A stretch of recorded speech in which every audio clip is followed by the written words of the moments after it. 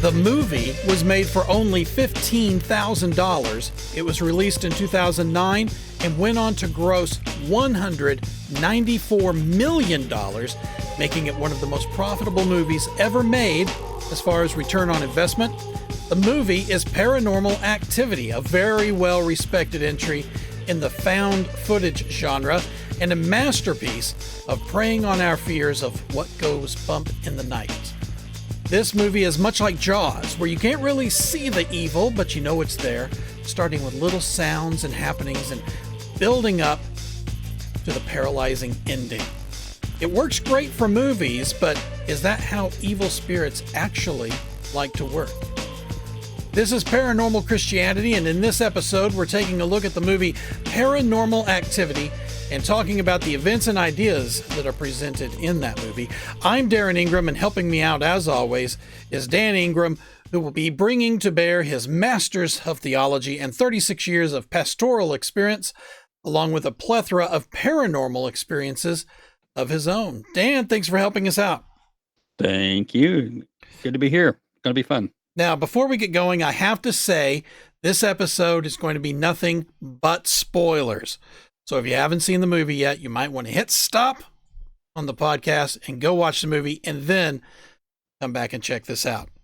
And I want to say that this movie is popular. I think this movie is popular, and I liked it. I think because, like all really good movies and stories, it carries a sense of truth to it throughout. I mean, it has its movie moments, but I think underlying is something that the audience reacts to, and that is there's something truthful here. Did you pick that up when you were watching? I did. Very early on in the movie, I found out, especially from my experience, that I kept saying, don't do that. Don't do that.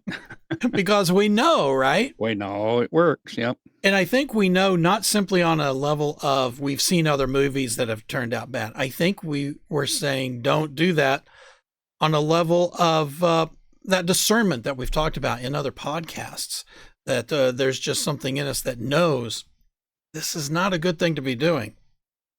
All right. So what I'm going to do. I really had some discernment with the guy. I really had some spiritual discernment, and I kept saying, you dummy. You discerned that he was a dummy. You dummy. All right. Well, what we're going to do, I'm going to just walk us through the movie. And when we get to a point where you had, that you thought of something about what they were doing or what they said, just shout it on out. Sure. All right. So you ready to do it? Yep. All right. So, unfortunately, I can't play the movie.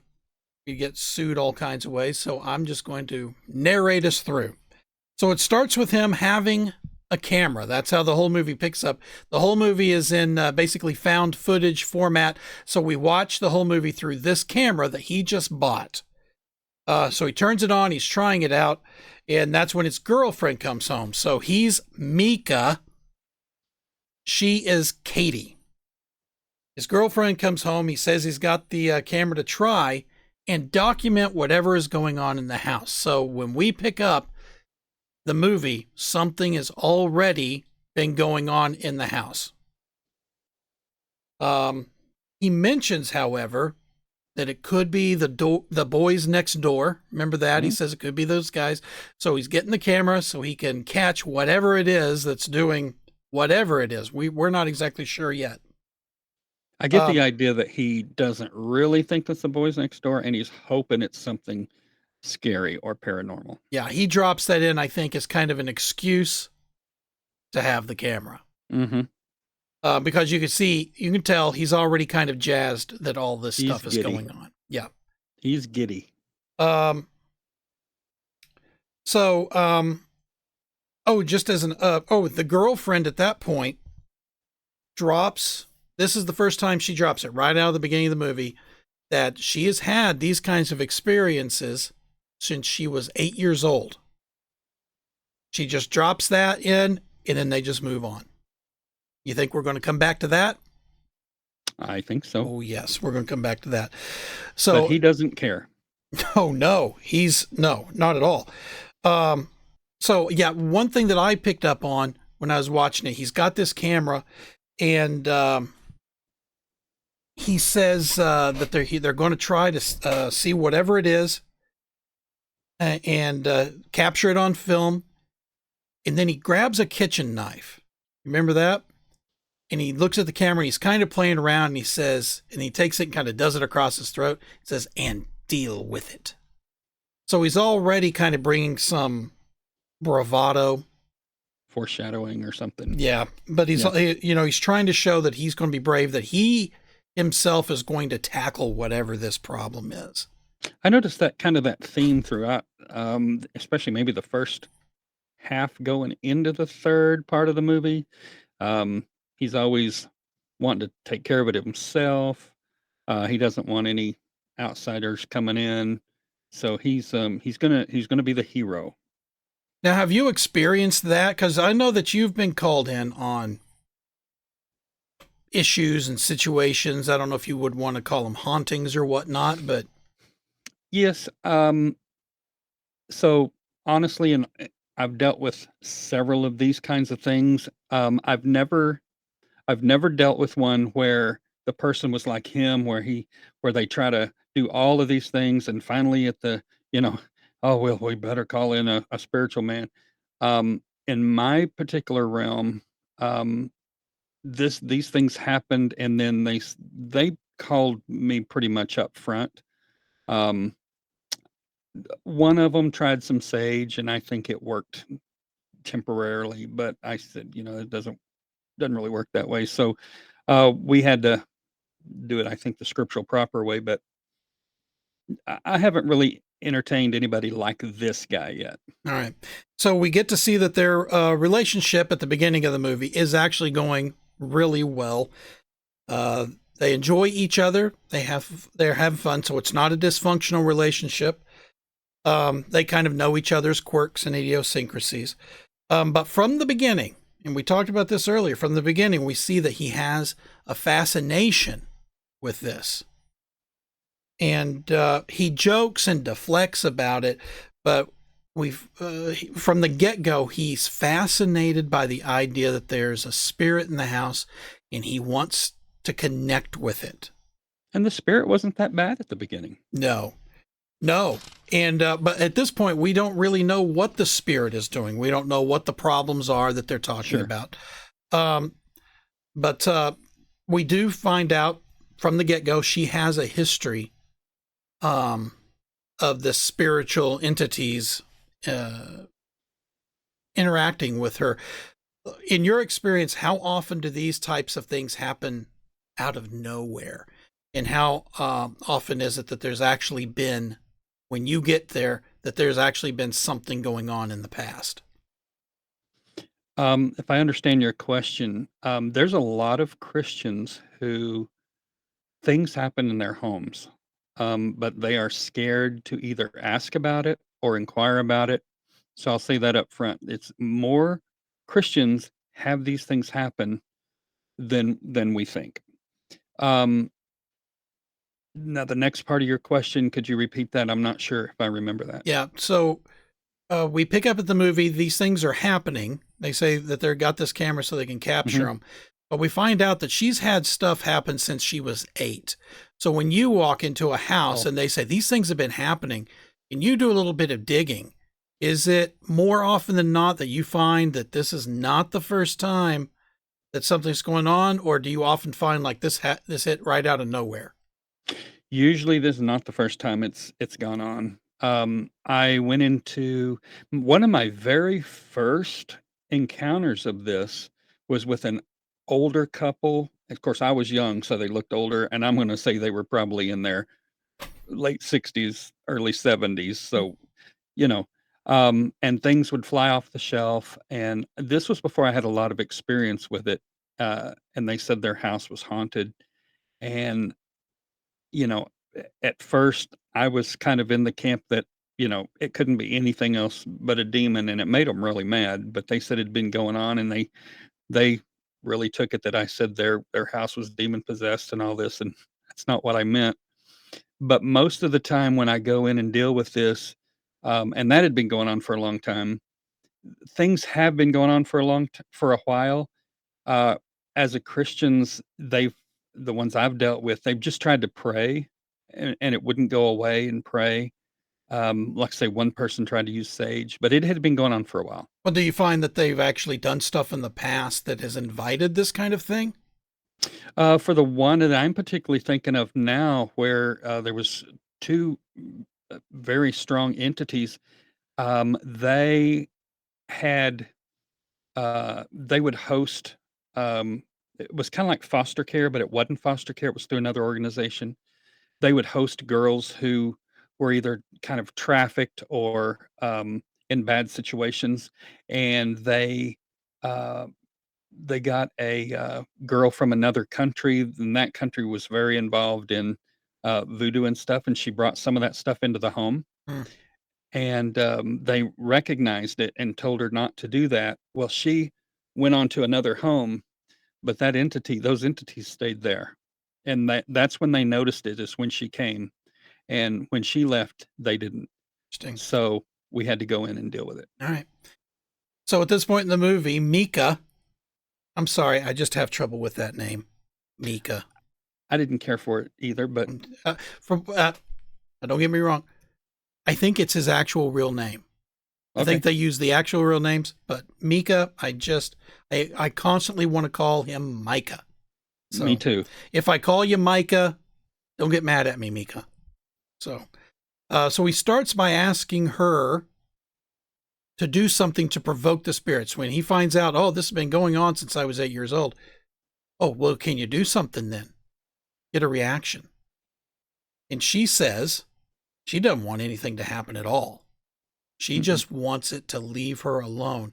And so now he starts to try to convince her. He says the camera is going to validate her claim.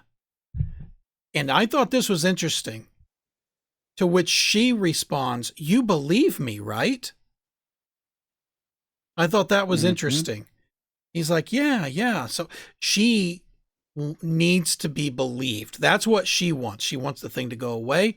She wants him to believe her when she says, leave it alone. So she's had some kind of experience. But he's kind of fallen into this fascination where the haunted houses are kind of cool mentality. But see, believing her academically wasn't enough. He made this, oh no, I need to validate this. I need to see this. He's looking for a sign. He's looking for something else, and which bothered her. Well, you believe me. Oh yeah, yeah, yeah. But we just need to validate it. So Yeah. believing wasn't enough for him. He needed to go beyond believing. I think that he did believe because of the stuff that's been happening already. He believed that something was going on, but he couldn't leave it there. He wants contact. Whatever it is, he's fascinated. He needs more, and he can't understand why she's happy to just leave it alone. So right away, right out of the gate, this is a setup between what she wants and what he's after. And an experiencer and a non-experiencer. What do you mean by that? Because she's experienced it since she was 8. Yes. He hasn't. And so she knows what it's like. He doesn't. Right. At this point, I don't think that she's supposed to have told him everything that's happened. And no, but we get the idea that she's been around. Yeah, yes, it's been affecting her. That it's not a fun thing at all. Just by the way, for the viewers out there, just the DIV version, hauntings are real. DIV, the Dan Ingram version. If you want to call them hauntings, there are entities that are pesky and they do bother us. A lot of people don't like the word hauntings, but yes, they are real. So I'm just saying what they're experiencing, an entity in the house doing things, making noises and stuff like that, that's not just movies. No, sir. No, I've had it actually happen to me myself. So not in my home, but in other homes and other buildings, it's very real. Right. They yes.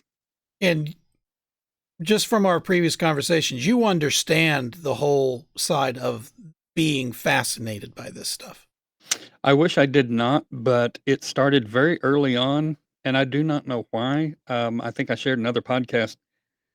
First grade, I started checking out books on Bigfoot, Loch Ness, Yeah. UFOs, and poltergeists, and I started really getting into poltergeists when I got my library card to the big library. I So, do not know why. It's always been a fascination. I wasn't taught it at home.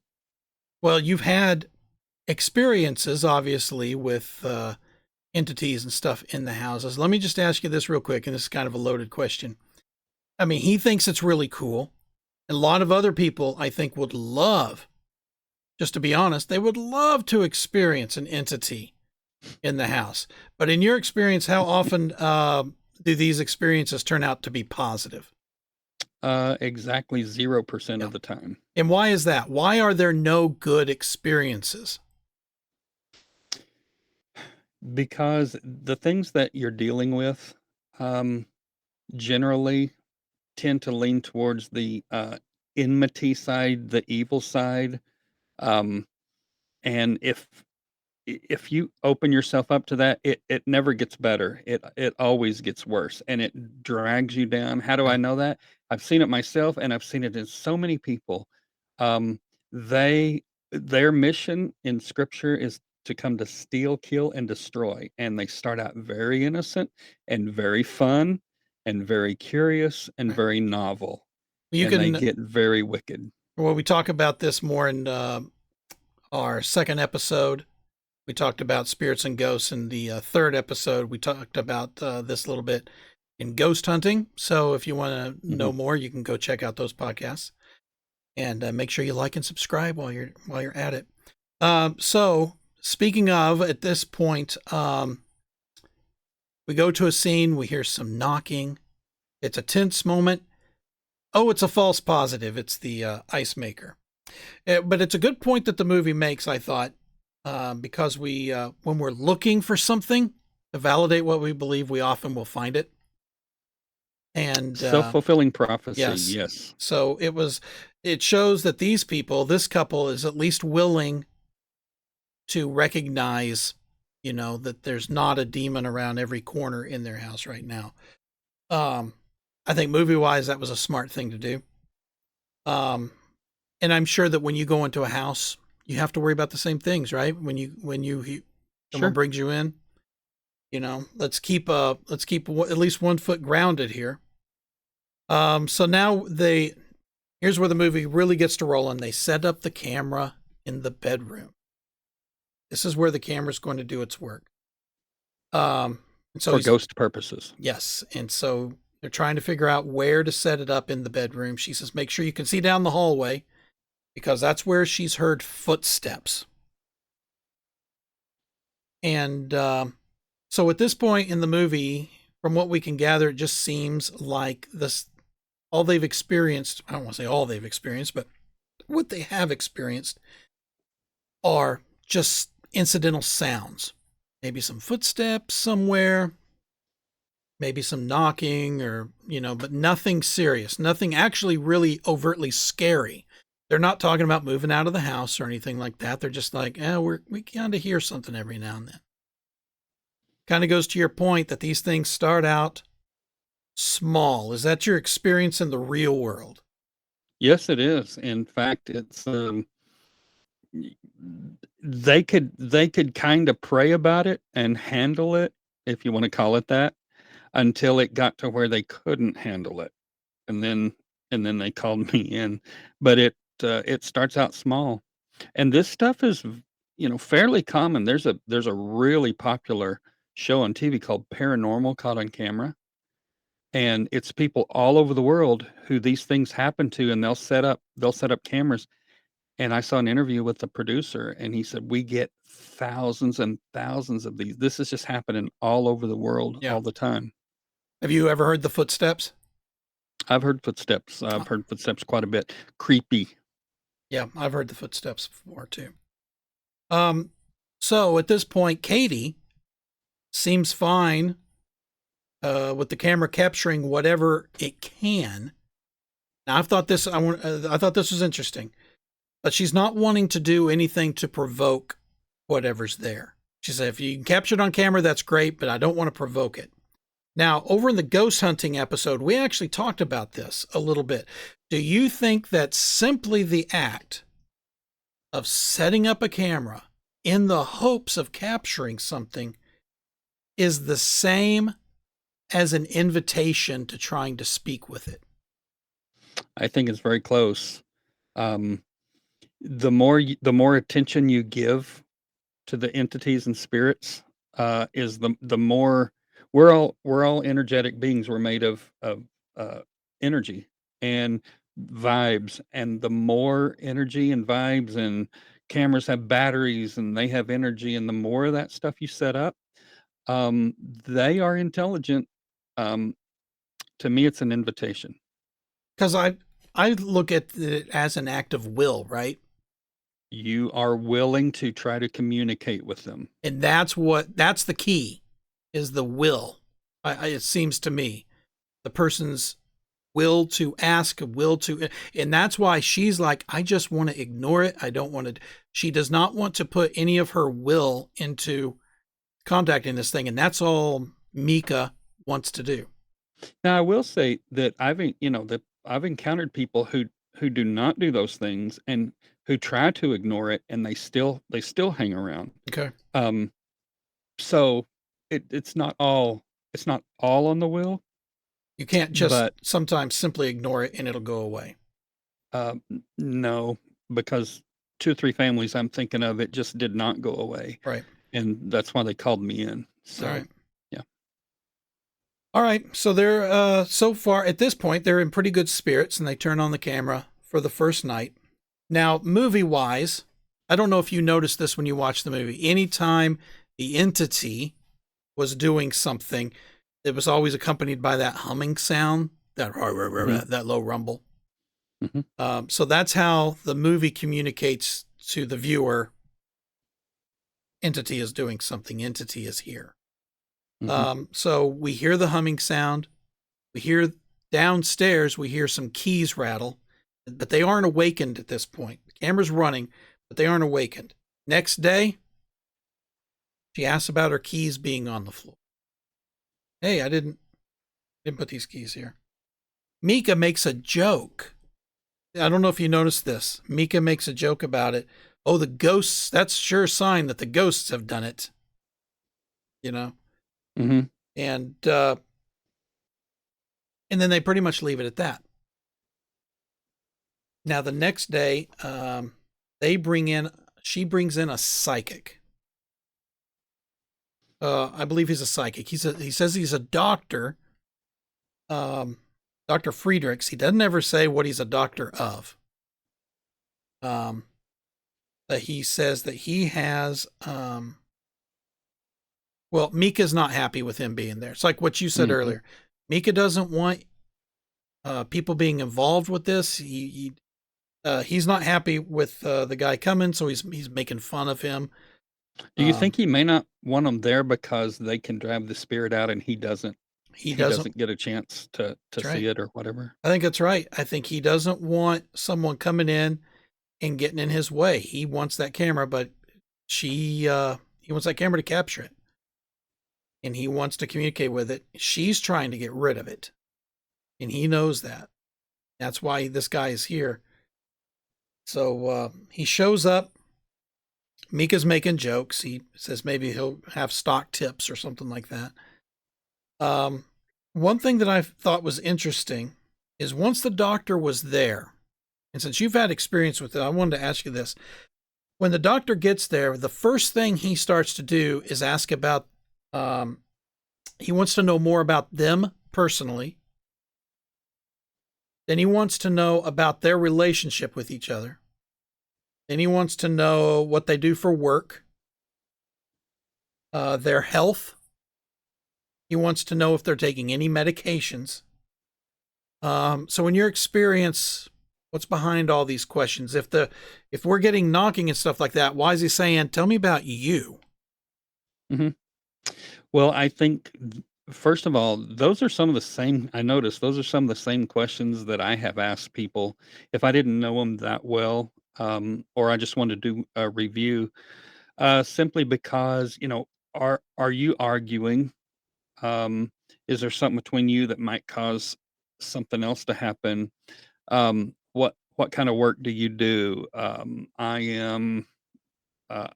I work at a mental hospital. I'm a aide at a mental hospital. I wanna know if there's somewhere where, they're working around some kind of unstable energy or something like that. That's what I wanna know. I want to know I'm asking these questions to try to figure out where their mental state is, um, as opposed to, everything's normal or everything's we're in chaos. It just helps me to get a handle on the whole situation. I know that sounds weird, but I've asked those same questions before. So now the doctor asks Katie about her past experiences with the haunting, and here's where she Mhm, starts to reveal more. She talks about 8 years old, along with her sister Christy. Katie says that she felt breathing that would wake her and her sister up. They would mhm, see a shadow figure at the foot of Katie's bed, and they were terrified. She says she's terrified and couldn't move. Now, I know that mhm, there's an actual situation called sleep paralysis, mhm, where someone's in their sleep cycle and the body shuts, or the brain shuts the body down so it doesn't go walking off during a dream. mhm, Some people will wake up during that and their bodies are paralyzed and they still see hallucinations, which are basically dreaming. They're still in the dream state while they're awake, and they say, I couldn't move and I see things. But this mhm, movie was smart. They knew that. And so they had it to where the both sisters felt and saw the same thing at the same time, mhm. which I thought that was a smart way around that. I actually oh, go ahead. So I was going to say, however, I know that I have had more than one person report this exact thing. I don't think that the director pulled this out of nowhere. I think Mhm, this is an actual common report from people. mhm. I have a file, I still have it. I have several files that I have counseled someone for, well over a year, which that's a long time, for counseling. And this person told me, female, her and her sister, you could almost lay their story right over that story. They grew up in what they called a haunted house, and this happened to both of them that they saw at the same time. They screamed on multiple occasions. Their mother or father would come in and see a shadow figure in Hmm. their room and disappear. So it was validated by at least three at a time, both the two sisters and a parent. Um, and I mean, that story just overlays the story I've heard many times, not just from this one person, but from someone else. It's actually happened to me many years ago, something similar to that, but it's real. Yeah, no, I've heard that story before, and so I'm like, no, no, no, that's real. He's pulling that from real world reports. Now, Katie says that when it would happen, she would pray for the shadow figure to leave. She said it eventually would. However, they don't have her talk anymore about any kind of religious affiliation or orientation. Mm-mm, We got a pretty good idea that Mika's not interested in any of that. Um, and she just wants it to go away and be left alone. She says that was in a different house than what they're in now. And that old house, she says, burned down. No source of the fire was ever found. She says she's not blaming it on ghosts. They just never found anything. Um, but she says this. She says these kind of spiritual entity occurrences have occurred periodically in her life, and that obviously recently had started again. And now, do you find that that's common like this? That when someone experiences something like that, say when they're young or something, it tends to follow them? Or is that a special case? Like would you say normally it's a location that has these things? You move out and it stays there, or if it happens, it attaches to people. I've seen it. When I say I've seen it, um, I've dealt with people who both it has followed them, and I've dealt with people that have had situations like in counseling, and I would ask them about like supernatural or spiritual entities, and they would say something like, "Yeah, when I was young, but it hasn't happened for many years." So obviously that didn't follow them. Um,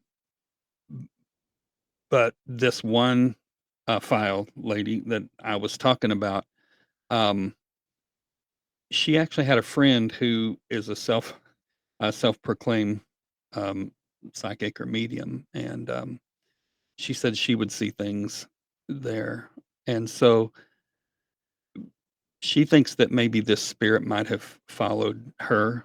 So it some of these things are above my pay grade. I can only speak to what I've experienced. Right. I don't think there's across the board thing to say, nope, it'll follow you or it won't or it'll Right. come back. It's just weird.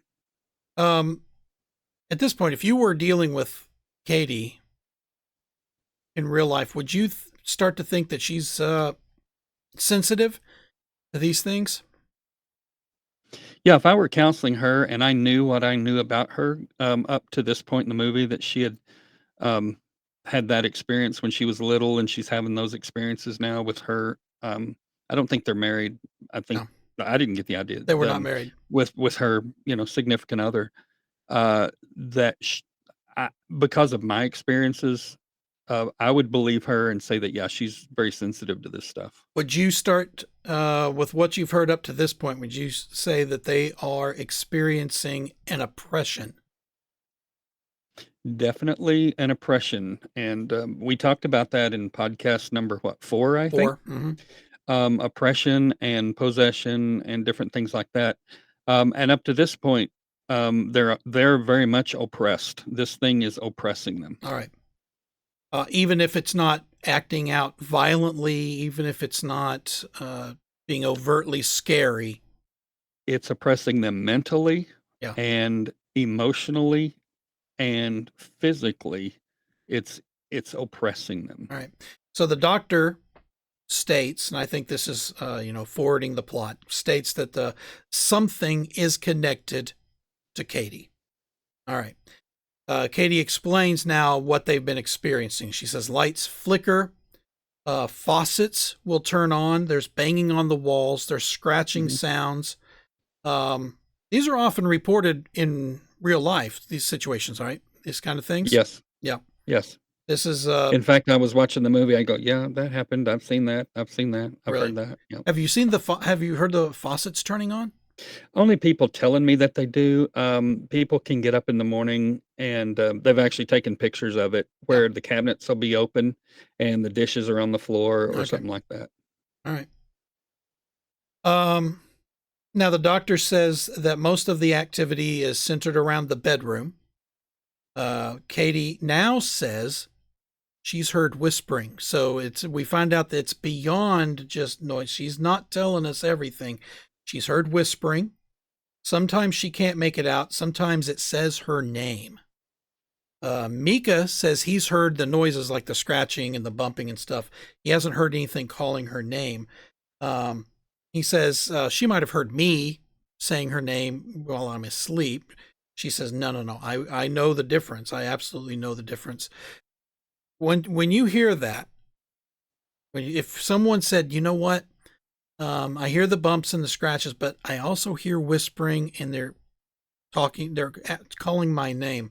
What were you thinking at that point? That for the spirit is bumping it up a level. I have someone that's very close to me, in family that, when they were younger, got very scared and felt like a breath on their ear or neck and heard their name in their ear. Hmm. Um, that was several years ago. Um, and we knew that, you know, that's stepping it that's not that common unless a spirit steps it up a little. So Um, that would raise a red flag to you that, oh, this is maybe stage 2 of the problem here. mhm, yep, and yes, and me and my wife, you know, we discussed it and everything, and we weren't comfortable with it, and then, of course, we prayed and everything, and nothing else happened after that. We Right. didn't have any residual, happenings or anything after that. It was weird. All right. So yeah, so now Mika then shows the doctor his ghost hunting equipment. So Mika then, I think, starts to try to bring maybe a little reality, a little scientific, a little technology to this whole thing, because I think they're starting to get a little too ethereal for him. So he starts showing him his ghost hunting equipment that he has, the standard stuff. He's got a laptop and a camera attached to it. He's got an audio recorder for EVP, which I believe is electronic voice phenomena. Explain to us real quick the idea behind that. So there's just, like, certain things we can't see with our regular eye that cameras can catch. There's certain things that we can't hear with our ears that, digital recorders can catch.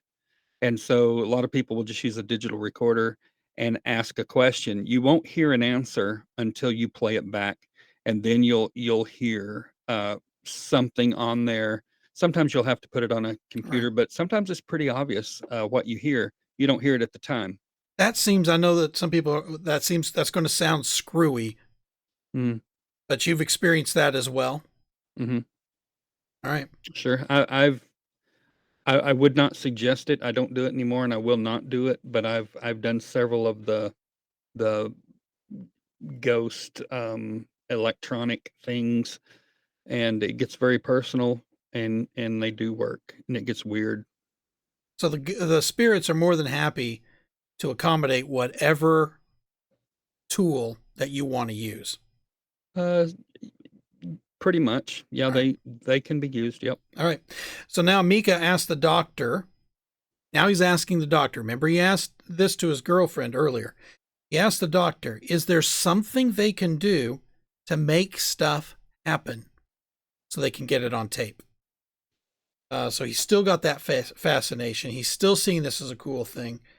And Katie, again, says she just doesn't want to mess with it. Um, and the doctor states this: the entity feeds on negative energy, Hmm. and negativity will spur on the haunting. Explain what he means by this. I mean, that sounds fairy tale, kind of just Hmm. science fiction to set up something to further the movie plot. But is this just movie hokum, or is that kind of the way these things work? Yeah. In my experience, fear is a big emotion. And again, we are made of energy, and we send off vibes. There's some people, when you get around people, you just go, "Wow, they're just some kind of weird. I don't want to be around them." Right. There's some people you hang around, you go, "Man, I could hang around you all day." It's just the vibe. It's the energy that we give off, and because we're energetic beings, and these entities also are energy beings, and I have seen it so many times. Fear, the more you fear, the bigger, louder they get. Um, Well, Negative, the Bible says fear is the absence of faith. Is that correct? yes, yeah. It says and it also says perfect love casts out all fear. But without without faith, what do you have to hang on to? I Yeah, mean, that's right. the natural inclination. I don't want to get into evolution, Right. but we are made to, when we fear, adrenaline, and we want to run. Okay, so um, we want to live, but that fear, even as a Christian, you can have faith and still have fear. Right. but they feed off of that. Yeah, in the stuff that I've read and talked about and come across, the more I'm convinced that fear is not just a tool the enemy uses, it's the tool. It's the number one thing they go for. They can get that Yes. fear going, uh, the further away you are from faith at that point. Yes. And so now the doctor says that his specialty is communicating with ghosts of people that have died, like dead humans. I don't want to get into that right now. We talked about that in episodes 2 and 3. So you can go and listen to those if you want a little more of a focus of that. However, the doctor, helping us further the plot, indicates that what they're dealing with, he believes that is not a dead person. He says it straight up. He says, I believe you're dealing with a demon. He says this. He says that now there's some debate as to what a demon could be. Now, we know in Christianity what demons are. What else would there be that there's a debate about it? What? You know, in my worldview, of Christian worldview, a Bible clearly says that a demon is a fallen angel who was once good. They rebelled against God. A third of them fell. Now they're demons. They come to kill, steal, and destroy. Is he talking about like demons, like evil genies or something like that? That they in the Muslim, African, North Africa area, they have what they or India, they have what they call the jinn, Jinn, which is an evil spirit. I probably think those are probably demonic spirits as well, just with a different name. But I don't know what other debate there might be, except there might be some other entities that are malevolent that may not be demonic, but I can't speak directly to that. but more than likely, it's probably something outside of the Christian tradition. Yes. All right. Yes, I would say that's true. Okay. So the doctor says, however, he says this kind of thing, talking about the demon, can be dormant for years and then something trigger it. You find that to be true? Honestly, I don't know so much about that. I just know that when I'm called in, they're kinda active, Yeah. or they are active. I really don't know about the dormancy and, I don't think they're like cicadas. They lie in the ground for 17 years and then they're born and then, you know, All right. I think they're always active myself. All right. So the doctor says that's since it's not his realm of experience, he's going to refer them to a colleague of his, which is a demonologist. He refers to his colleague as a demonologist. What constitutes a demonologist? I'm sitting there and I hear this all the time. And I'll see people on these ghost hunting shows will come in. Well, she over there, she's the sensitive. Me, I'm the demonologist. Is Mhm. there an actual school for this? Is there a degree for this? Or are these just people who have read a lot of books? Well, you can be anything an ologist. Ologist means the studier of. And so a demonologist is a studier of demons and how they work and act. I knew a demonologist one time, and I thought I felt like he was probably a Christian, um, but just studied that and the works and of demons in the scripture. All right. I think you can go beyond what is written and really get too deep into it. But different from my experience, different demons have different effects on people, and that's what he studied.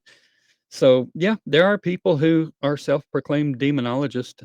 I don't know that there's a school for it, but, Okay.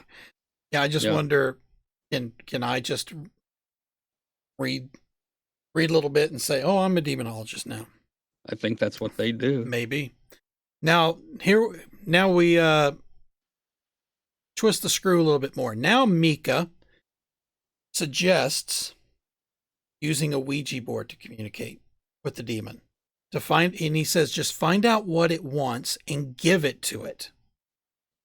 So you can see he's hell bent on talking to this demon.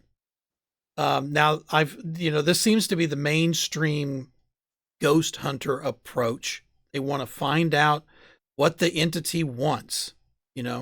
I've seen this over and over. Oh, there's a spirit here that won't move on. We need to talk to it. Tell us what it is that you need so we can help you move on. Hmm. So I think that he's kind of going through this approach to get them to okay him talking to this demon. So, I mean, because we see the camera, the EVP, the Ouija board, the doctor says, this was interesting, says, well, I'll tell you, the demon probably wants Katie. That's what it wants. So if you want to give it what it wants, that's what it's after. And he says, using a Ouija board, I thought this was pretty insightful of the movie. Using a Ouija board shows a willingness to communicate, Hmm. and that's giving the demon an invitation. Hmm. And I was watching that, and I'm like, I think that's pretty spot on. I thought this movie producer did a good job. If he did this at all, which it sounds like he did, if he didn't, he's spot on. Researched what actually goes into what actually happens in these things, and Right. researches and everything that's happened really does happen. Now, I thought it was funny when she said, "Make promise me, promise me, promise me you won't get a Ouija board." You know what I said out loud? I said out loud when he said, "Okay, I promise I won't buy one." I said, "He's going to borrow one." Gonna get what he's gonna get. Take one. And Yeah. he said, "Where?" She said, "Where'd you get that?" "Oh, I borrowed it." I went, uh, Yeah. because he's like you said, he's hell bent on it, and he kept his promise to his wife. Oh, technically. But Technically, but we are he skipping forward in the movie, but oh, I'm sorry. Yeah. she does say, you know what I meant. You know what I meant. But And he's now he's invested money, he's invested time, he's yeah, borrowing things from people. yeah, You see how it's starting to get into him? that's right. Yeah, that willingness, and that's what the demon's after. Um, so the doctor leaves. Mika's obviously he's not impressed. Katie does. She likes the information. She feels like she's making progress. She wants to call the demonologist. Micah is very opposed to it. He says, and this is close to any kind of talk about religion or faith or anything. He says does not want to deal basically with a legion of Jesus freaks. That's what he Mhm. says. So, you know, he'll entertain all kinds of things, Ouija boards and whatnot. Just don't bring Jesus into it. You know Um, what? Yep. That's that's what a lot of people think. so Mika, he's trying to keep this basically as secular as you can when dealing with the spiritual world. Um, he wants to, just capture something on camera, keep it as mundane as possible. He doesn't want to get into the more spiritual aspects of this. And I'm sure you've encountered that as well. I mean, if you're dealing with the spiritual side of things, why is it people don't want to deal with, well, maybe if this is a demon, well, that kind of says that you might need Jesus in this whole thing. They don't like that. Yeah, these things are by very definition spiritual, and people don't wanna be spiritual. They wanna deal with it with science and a camera. And so if you start talking about how spiritual these things are or the naturalness of their spirituality, that makes you confront your own spirituality instead of with science or with a camera. Um, where's my spirituality? What can I do? Is this going to affect me? So they just want to block it out and deal with it with a camera and science. It's And literally kind of a come to Jesus moment, it as is, we but a would lot say. of people won't recognize that. So Katie compromises at this point and says, if things get worse, she'll call the demonologist. You think things are going to get worse? Mm. Night 3. Now we get to see night 3. And about the same time as we heard the humming in night 1, about 2 o'clock in the morning, we just see the door move back and forth. That's it. That's all that happens. We hear the humming, so we know the entity's there. Door kind of moves this way, kind of moves this way. And that's it. Mika sees the door, the next day. He goes and looks at his video. He sees it moving on the replay. So still still at this point, things are not overtly scary, but we do have things from the spirit basically saying, hey, I'm here and I'm real. This is legit. Mika again asks her, I want you to get the ghost back. Can you get the ghost back? She says, I just want it to go away again. And that this is consistent theme through the entire movie. Then there was a funny moment where she just starts screaming upstairs, and he runs upstairs. She screamed that there's a spider in the bathroom. So it just kind of broke the tension for us a little bit. And he stops to get the camera to take it in there. He does. And she talks about that. You got the camera?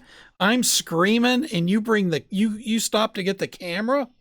And notice when he said, can you bring the ghost back? He had already gotten some kind of supernatural stuff on camera. Oh yeah. But that wasn't enough. Can you get it back? It doesn't stop. It always takes you further than you want to go. So that fascination, when you're in the middle of that, what do you feel the goal is? Just real quick, well, I don't want to go down a rabbit hole on this. Just what's the goal? For some people, it's nothing. There are some people who are pure adrenaline junkies. They'll jump out of a plane.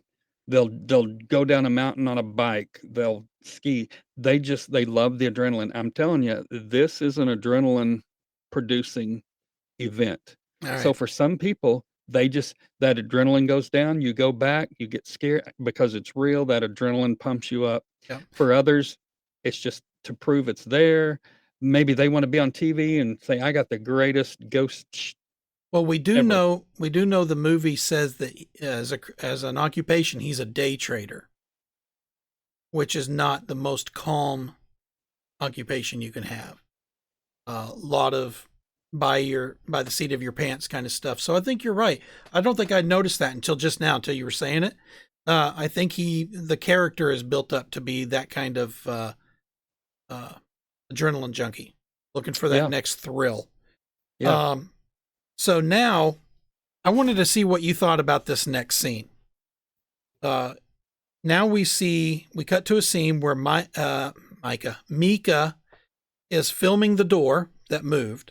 And now he's calling out to the spirit out loud into the room. He wants to know what the purpose of moving the door was. Is it part of a bigger plan? Is this just random?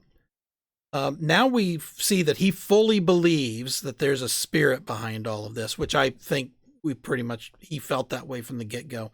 But now he's speaking out to the spirit itself. Now, is that an overtly dangerous thing to do? To walk into a room, is there anything here? Basically, give me a sign. You see this on ghost hunting all the time.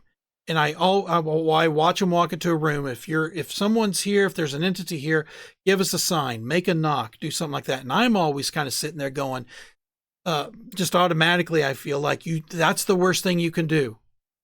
Just, what was your take when he was doing that?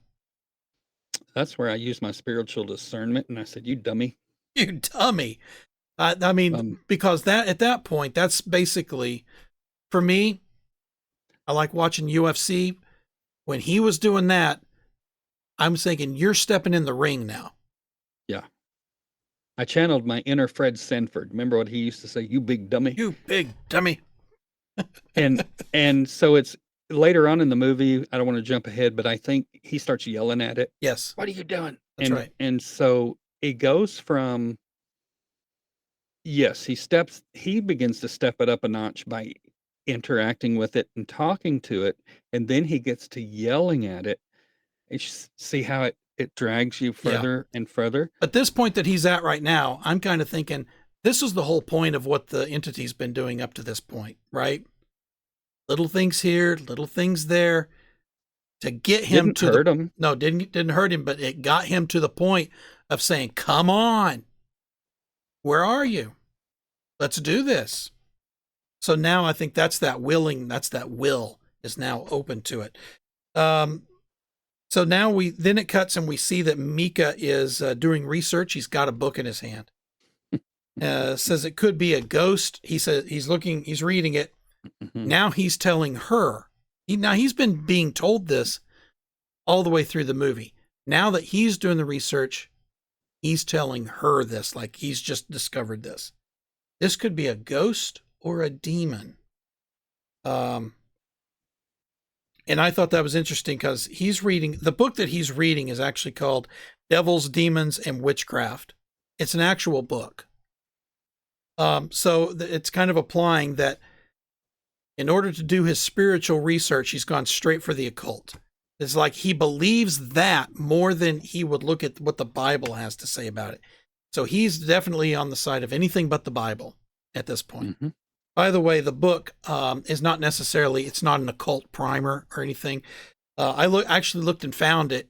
It's a book that has drawings and depictions of demons and devils throughout history from all these cultures, and there's pictures of them, and it's actually kind of used as a teaching aid when talking about this stuff. So it's not necessarily a how-to book of curses, or right? It looks like that, and I think that's why they picked it, because it has these really cool pictures in it. That's just an aside.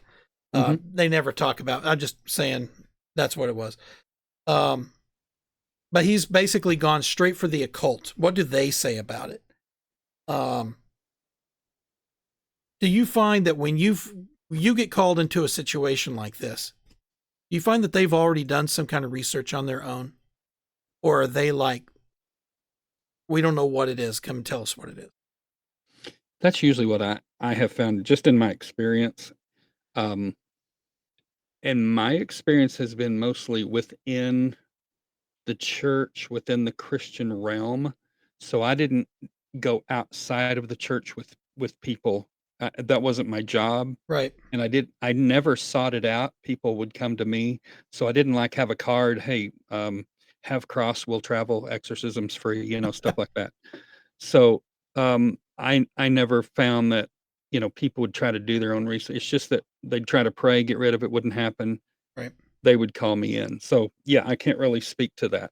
Well, he's definitely not of the Christian faith. So No. Reading the Bible is obviously not interesting him at all. And I've been in enough bookstores. Remember what bookstores were? They used to have books in them, and we don't have them anymore. But I would go to bookstores and there would just be huge occult sections. Oh, sure. I never would. I would just look at it, and there was all kinds of, my house is haunted or demons, or they're out there. And that's almost a little bit of the purpose of the Paranormal Christianity podcast.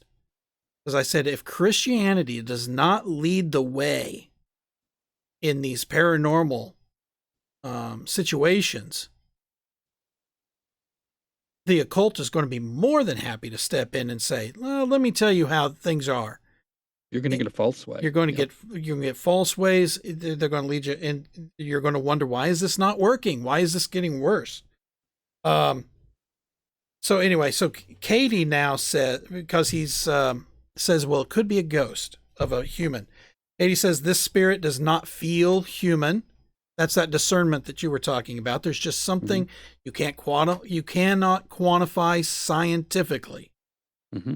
Which is why I think trying to get science to go along with this whole ghost hunting thing, there's just too much of this that is quantified by the human spirit that science just cannot register or measure. She says that it doesn't feel human. And which was one thing I was going to ask you. Do you think humans, does that discernment have to come through the Holy Spirit, or do you think humans are born innately with that kind of spiritual discernment, being able to feel good, evil, this is, whatever? Is it the Holy Spirit that gives that, or is it the human nature that has that built in? Let me explain it just very quickly this way. I believe even if you're not a believer, you're not a Christian, every single person has spiritual gifts. We're not given spiritual gifts when we become a Christian. God has created us with there are a lot of people that are very sympathetic and compassionate, but then if they become a believer, they realize, oh, this is a gift God given me, and they recognize that as a spiritual gift. I think some of those things, one of the spiritual gifts is called discernment. And so I believe people who are not Christian can still have that discernment on certain things. Yet if they become a believer, Jesus follower, they will recognize that now, oh, I have the gift of discernment or spiritual discernment. Then they attribute that to God. But can they use those gifts that God has given us naturally without being a believer? Yeah, I think they can. That's And interesting. so, yes. So you're saying that maybe some of these people that say they're sensitive to the spiritual realm, that I just have this sensitivity, are actually exercising a spiritual gift that was given to them. Yes, but they don't recognize it as a spiritual gift until they become a Jesus follower. Otherwise, they say, well, I'm just sensitive to I'm these just things. sensitive. All Yep. right. Or I'm just compassionate. Yep. Now, here's where Micah, he's talking to her about what he's researched, and he says that there are evil spirits that he's found out from his research that just want to cause pain. He says that it's rare that this happens, but he says it would be cool if he was to catch that on tape. Even if it was evil and stuff. So the fascination at this point on him has just taken over. She says at this point she's terrified. Micah says, it's all good. We'll take care of it. So he very much feels like he's within his own realm, his own power to match whatever is in that house and overpower it. Now he's not just wanting to see something on camera. He's actually wanting to experience evil on camera. He says it would be cool if they caught that on tape. That's what I'm saying. Yep. Katie says that things could get very dangerous. So she's warning him, this is not just something to catch on tape. There could be danger with this. And Micah is a little bit put out at this point. He says, you never really told me that this was a part of your life. So he says, I think I kind of have a say in this. And he's mad. He's a little mad. Well, at least he's holding it against her. Mm-hmm. That she's never told him this stuff. So now, whenever she brings it up, trying to block what he wants to do, now he's kind of using her as a blame. Kind of blaming her. Well, it's your fault that it's here in the first place. I noticed that turn. And she kept saying, no, no, no. He kept saying, come on, come on. And when it comes, oh, it's your fault. No, it's your fault. I'm just trying to fix the problem. I'm trying to fix your problem. So, and did you notice he gets angrier at her? Mm-hmm. And it breaks their relationship. Which I have found when I've read and heard about these kinds of situations, I've heard that is very common. That the entity, the demon, wants to first break you down personally, wants to break down your relationships, wants to get rid of anything that's positive, and will slowly start to attack. Frog in the pot kind of thing. If it came all of a sudden at once, you'd be on your guard, but it's just a little at a time. And that's why I ask people about their relationships and what they do and what they've been doing and how far has it gone. And that's at this point, we're seeing this in the film. They very definitely made a purpose of this in the film, that they started off with a very good relationship. We talked about that. And now we're starting to see little wedges put in. Mm-hmm. These relationships, trying to pry them apart. So now we're into night 5, 2:55 in the a.m., which that's about roughly when these things happen, 2, 3, 4. We hear the low humming again, and Katie this time she wakes up with a start. She's terrified. She's had a nightmare.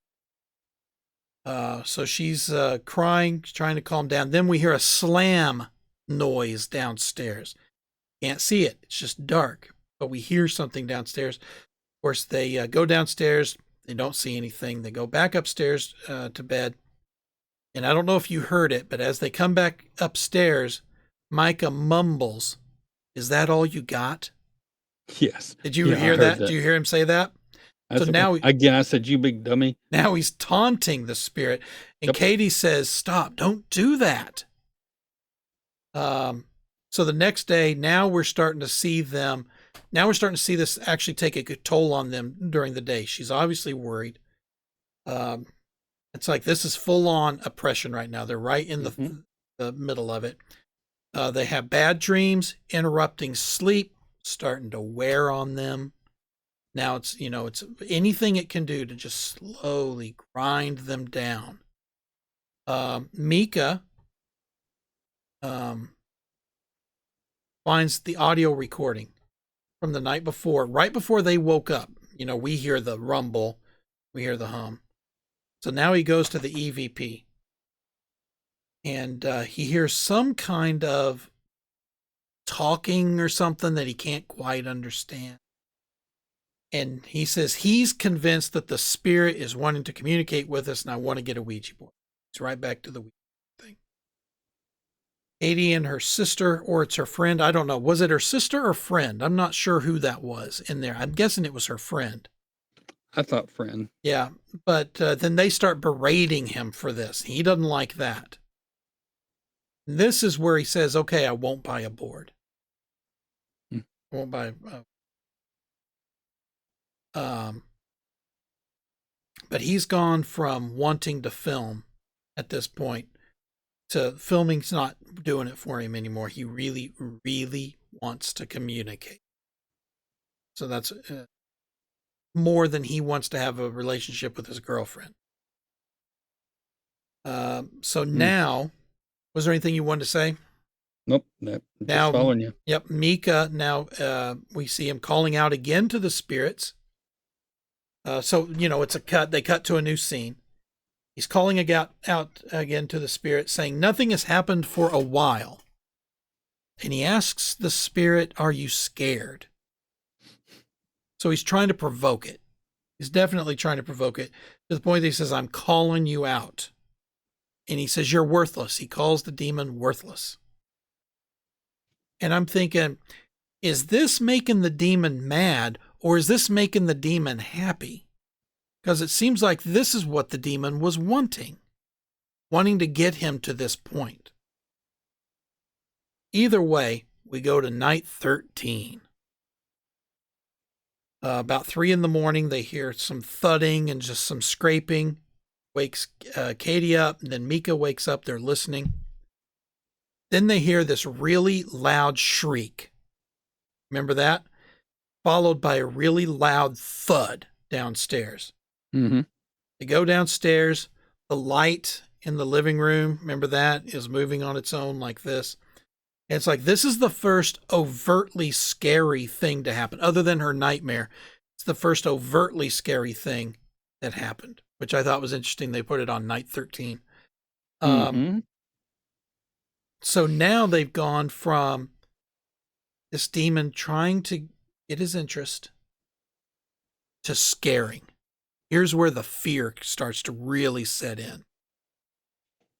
And you were saying that's kind of the point of the demon pulling him into a certain point, and once he gets him to a certain point, then the demon's going to go to work on him.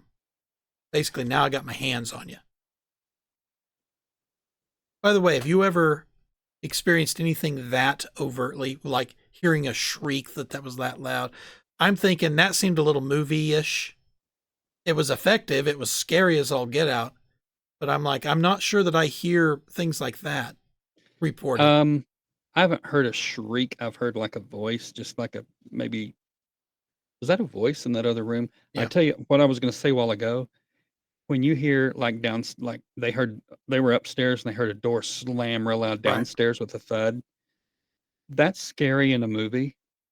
When you're in a house and you actually hear that and you know nobody's downstairs, that's really scary.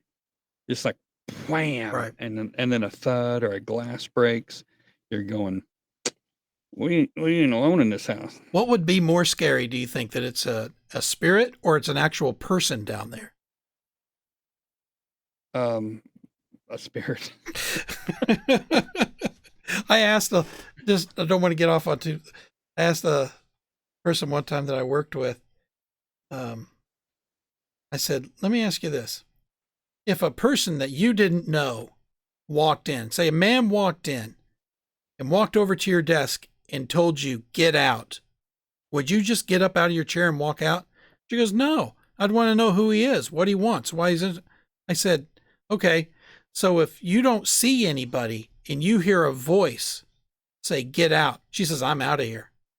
I'm out of here. And I'm like, but wait a second. There's a guy standing in front of you who has the physical ability to hurt you, and you know it without a doubt. You still would not get out for him. But you hear a voice, you don't see anything. Nope, I'm gone. I always thought that was interesting reaction. That is I'm funny. thinking, Yeah. I'm thinking that's probably true for most people. And when they hear stuff, even on ghost shows and stuff, they'll go, "Who's in here? Who's in here?" Like they want somebody to be in there, Right. but there ain't nobody in there. So now, the next day, Mika is talking about how this is now really good stuff. That shriek and the big thud or what it is to Mika is really good stuff. And he hopes that the spirit, and I think the way he put it is, shows even more action. So to your point, they're terrified at night. He cannot get enough of this. He needs more. And now Katie is visibly worn down. And she suggests that he's not taking it seriously and suggests that maybe they shouldn't have the camera. So she's starting to zero in on the idea that this camera is kind of like the center point of the invitation of where they're connected. Yeah. We're connecting with the spirit. Mika's not having any of it, obviously. And his infatuation with this spirit is causing him to lose love and compassion Yes. for his girlfriend and even him himself as he gets worn down without sleep. Yeah, he forgets all the normal things. Yep. She says this stuff didn't happen before they got the camera. No. And so I'm like, I don't necessarily think it's the camera itself. I think it's the willingness that he's using this camera and what he's after trying to get it. So we talked about that before. Like the act of trying to film it is almost opening yourself up to, well, show me something then. You know? Now we see Mika doing an EVP session, and what, like you said before, the idea is you ask questions to any spirit in the room. You're probably not going to hear anything, but you keep asking questions and you go back and listen to it. So he's doing that. He asks, is anyone there? Where did you come from? Do you have something to say? He asks, would you be happier talking with a Ouija board? And we hear that low hum. At that point, obviously, he doesn't hear anything. What is it about Ouija boards that seems to be more effective than other communication methods? It seems to be the big bad one. That if you want trouble, if you want results, you go to a Ouija board. What is it about a Ouija board? Well, I think it could be anything. A Ouija board wasn't anything before it was created. I mean, they haven't been around forever. There's very expensive Ouija boards with antiquities and stuff like that. But someone just created this and said, this is how you communicate with a spirit. It kind of caught on. And so that I believe that the spirits know that that is a portal that they can use. It can be anything. I mean, it's nothing more than a mouse on a board, just a little planchet on a board with some letters, but it allows the spirits to spell out yes, no, names and stuff like that. But it's just become a very well known portal for wickedness, and it's a big no. I think that it has something to do with the fact that that's its sole purpose. Oh, that's a good point too. It's not really a game. It's sold in the game sections. Right. It's not a game. But like the camera has many other purposes other than filming ghosts, Hmm, that's a and great point. recorders have many other purposes than for ghosts. But a Ouija board, there's only one reason for that. You pull that thing out of the box and you put it on the table, it's go time. Yeah, It's it's yeah, that's great. it's ghost time. Good Uh, point. now Katie's getting to, well, he goes and he listens to the results of his EVP, and he Mhm. doesn't hear anything until he asks, "Do you want to communicate with a Ouija board?" And then he hears a growl Yep. on there. Um, is that what you hear on those EVP things? You hear things like that, growls and Oh, I've I've had people play me back, and you'll hear like something like that, yeah. or you'll hear "get out," or whatever. Some things you can really, Okay. really make out. Some things you can't. But I mean, I've heard them. All right. Now we get now, at this point. Now Katie is afraid to sleep.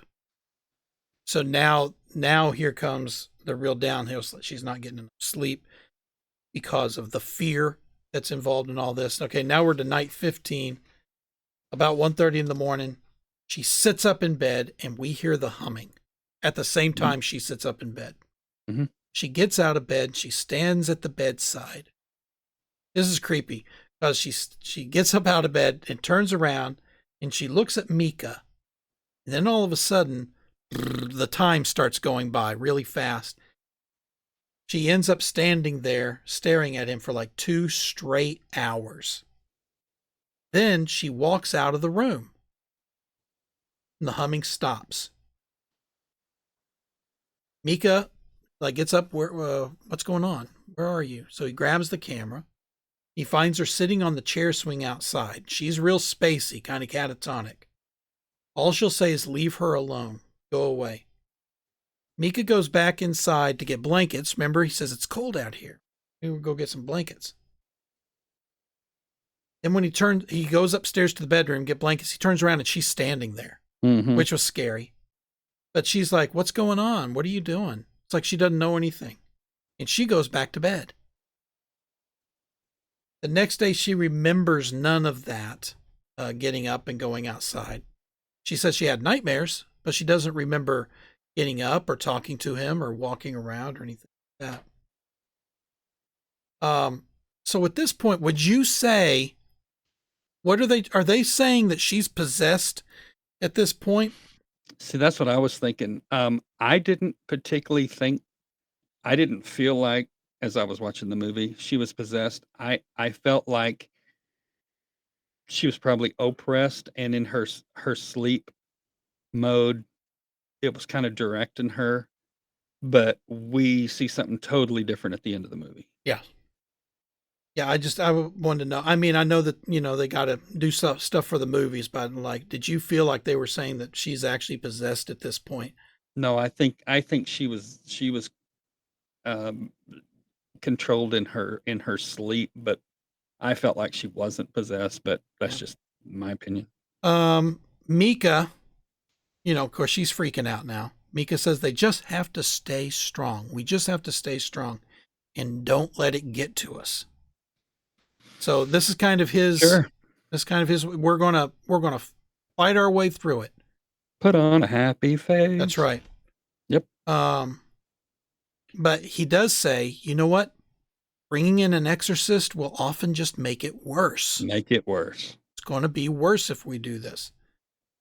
So now we see what he really wants. He goes and he shows up with a Ouija board. Remember, he's downstairs. Katie's upstairs getting ready to go out because they have a date that night. They're going to go out. She's so happy. I'm going to get out of the house. He says, well, we got 10 minutes, so let's use the Ouija board. And she gets mad. And you don't blame her. Mm-mm. And this is where he says, well, I said I wouldn't buy a board. I borrowed this one. She's a little mad. You know what I meant. You know what I meant. And now she puts her foot down. In fact, this is probably the first time in the movie she's actually put her foot down on it. She says, we are leaving and we are leaving right now. And so he's like, oh, okay. So he leaves because he had the camera set up to film the Ouija board and everything. So he leaves it all running, the Ouija board there. And so sure enough, here comes the hum. Once they leave, comes the hum, and then we start seeing the cursor kind of moving on its own. It's called a planchette. A planchette.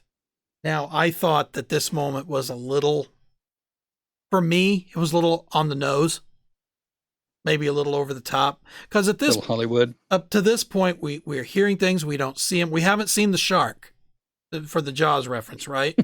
We haven't seen the shark. And this is like one of the first times we actually see the shark. Mm-hmm. The planchette starts moving around, moves around a little bit, and then, oof, catches on fire.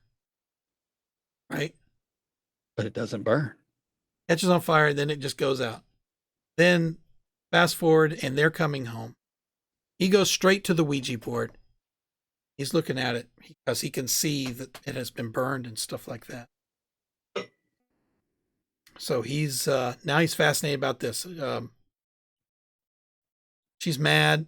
Mika's studying it. She wants nothing more to do with any of this. He still wants, now he wants to know what the writing on the board means.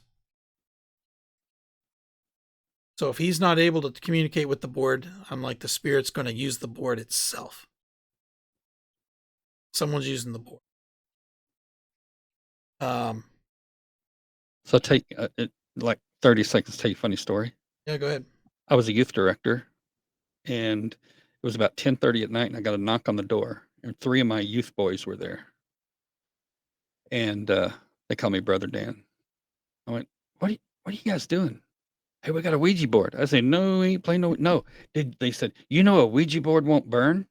I went, yeah, it will. No, a Ouija board won't burn. I said, come here. So we went out to my garage.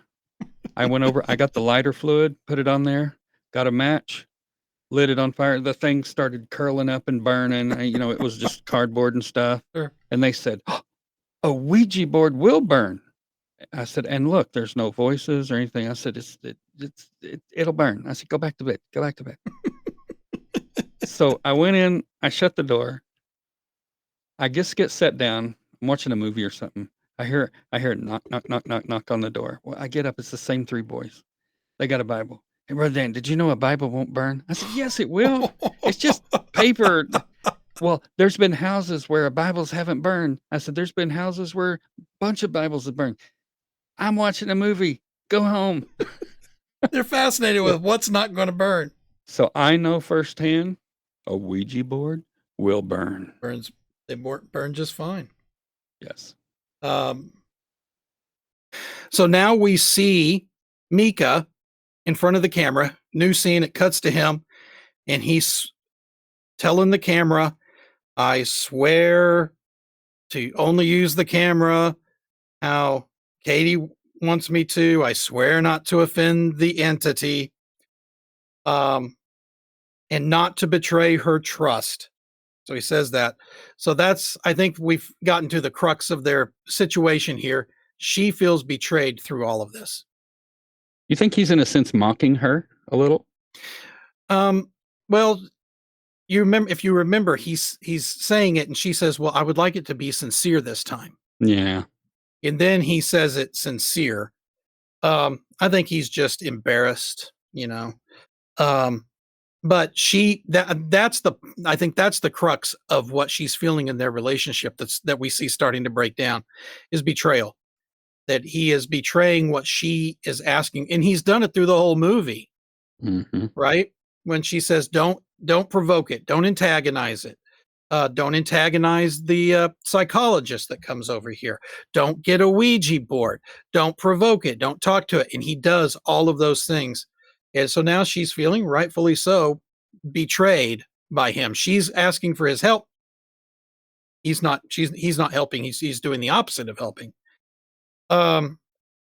So Mika starts studying the Ouija board, the one that burned, trying to figure out what's going on. He thinks he figured out something as to what it said. He thinks it says Edina or Diane, because he can see the burn marks on the board where the letters were. So he's trying to put it away. And of course, Katie demands at this point, the board be gone.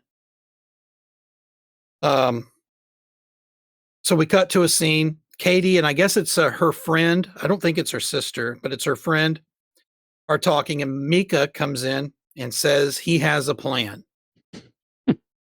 You remember this? Katie says if the plan doesn't, she says, okay, but if the plan doesn't work, I'm calling the demonologist, which I'm surprised she hasn't done already. But I think what she's trying not to, hinder Mika in what he wants to do, which I think is why she hasn't called the demonologist yet. But then we see Mika scattering powder in the hallway, scattering, I guess it's talcum powder in the doorway. And I've never seen that before. I've not heard of doing that. I've not seen it other than, maybe some kind of Sherlock Holmes crime story but I have not, that's something that I have not run into in paranormal investigations or anything. Have you seen that before? I've seen people do it. I've never seen it work personally. I've seen them try to do it on shows and stuff. But so you've never seen powder on the floor, anything like that? No, Oh, not for ghost hunting. Well, then you must not be hanging around with Hunter Biden. Hunter Biden. Hello. Oh. Ah.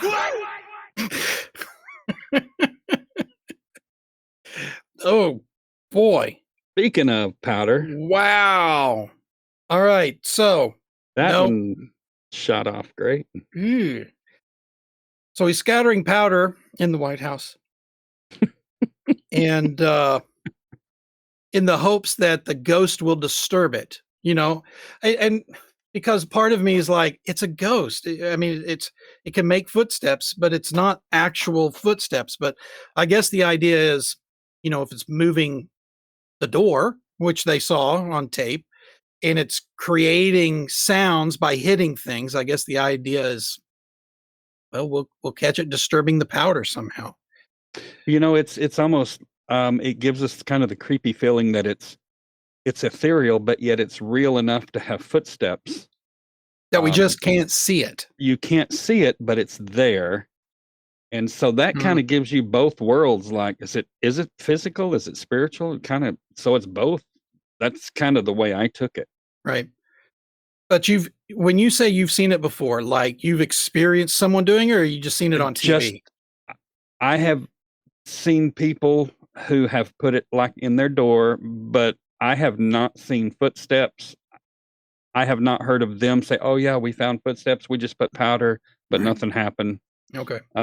So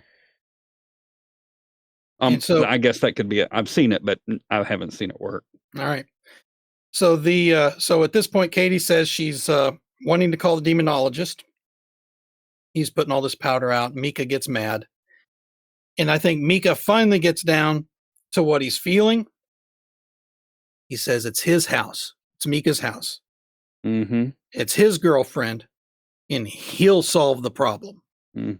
Not Katie, not the demonologist, not the psychologist. He will. So I think we got issues of him feeling powerless, emasculated, which I think is probably why he didn't want to call the psychologist in the beginning, right? He's like, I'll do it myself. On our podcast, possessions, oppressions, and demons, we talked about oppression. And I think through this movie, you can see him becoming more and more oppressed. He gets more agitated. He gets more selfish. He gets more defensive in his relationship with his girlfriend, and so this oppression begins to grow on him, as you can see it develop throughout the movie. Yeah, I think their relationship is at this point, totally breaking down.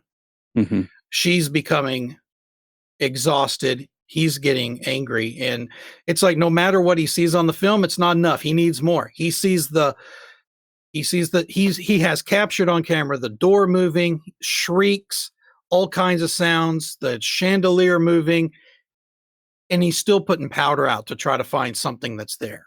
And the sad part is, and this happens too, he's willing to sacrifice his relationship for more. Oh yeah. It always spirals down. Which brings us to night 17, 3:15 in the morning. Of course, we hear the humming sound again, which means the entity is there. We hear footsteps, and the lights turn on, and we can see footsteps on the floor. Well, they turn the lights on, and they can see footsteps on the floor made in the powder. They examine the hallway. They see footsteps all down through the hallway. They find, and the footsteps kind of lead them to a utility closet, and they open the closet. They look up, and the hatch access to the attic has been moved and opened. He goes up there to see what in the world, why is it open, and he finds a picture of her uh, laying up in the attic in the middle of just the insulation. So he goes and gets it. It's a picture of her from 15 years ago, before their house had burned down when she was a kid. And the photo is kind of burned along the edges. She says that picture shouldn't even exist. It was from 15 years ago and everything burned up in the house. Um, where did you find it? He said, well, it was over the bed.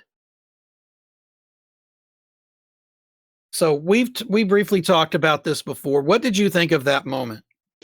For me, I thought that was a creepy moment. I thought, oh man, there you have something totally inexplicable. It shouldn't be there.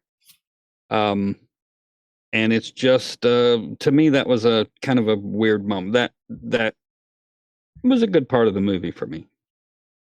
Yeah, we've talked about it. That was probably one of the moments that I found more incredulous, because up to this point, I wasn't too crazy about the powder either. I felt it was Mhm, too on the nose, because when they look down at the powder and they see what, it wasn't like the powder was moved or parted or anything. You see these reptilian claw marks, in threes, mhm.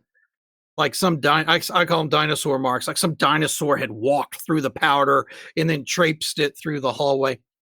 I just I was enjoying the movie where you hear sounds in the dark. It's like Jaws. You don't see the shark. You know it's there, and you know it's going to get you.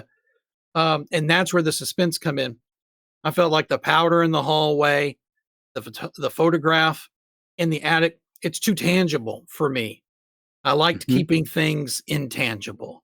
mhm. So it worked for you. It didn't work It for worked for me. me, yeah. Um, but so we'll ask: have you ever experienced anything like that? You go into someone's house, a disturbance, and all of a sudden you see something from the past or something just that materialized out of nowhere. I can't say that I've experienced that.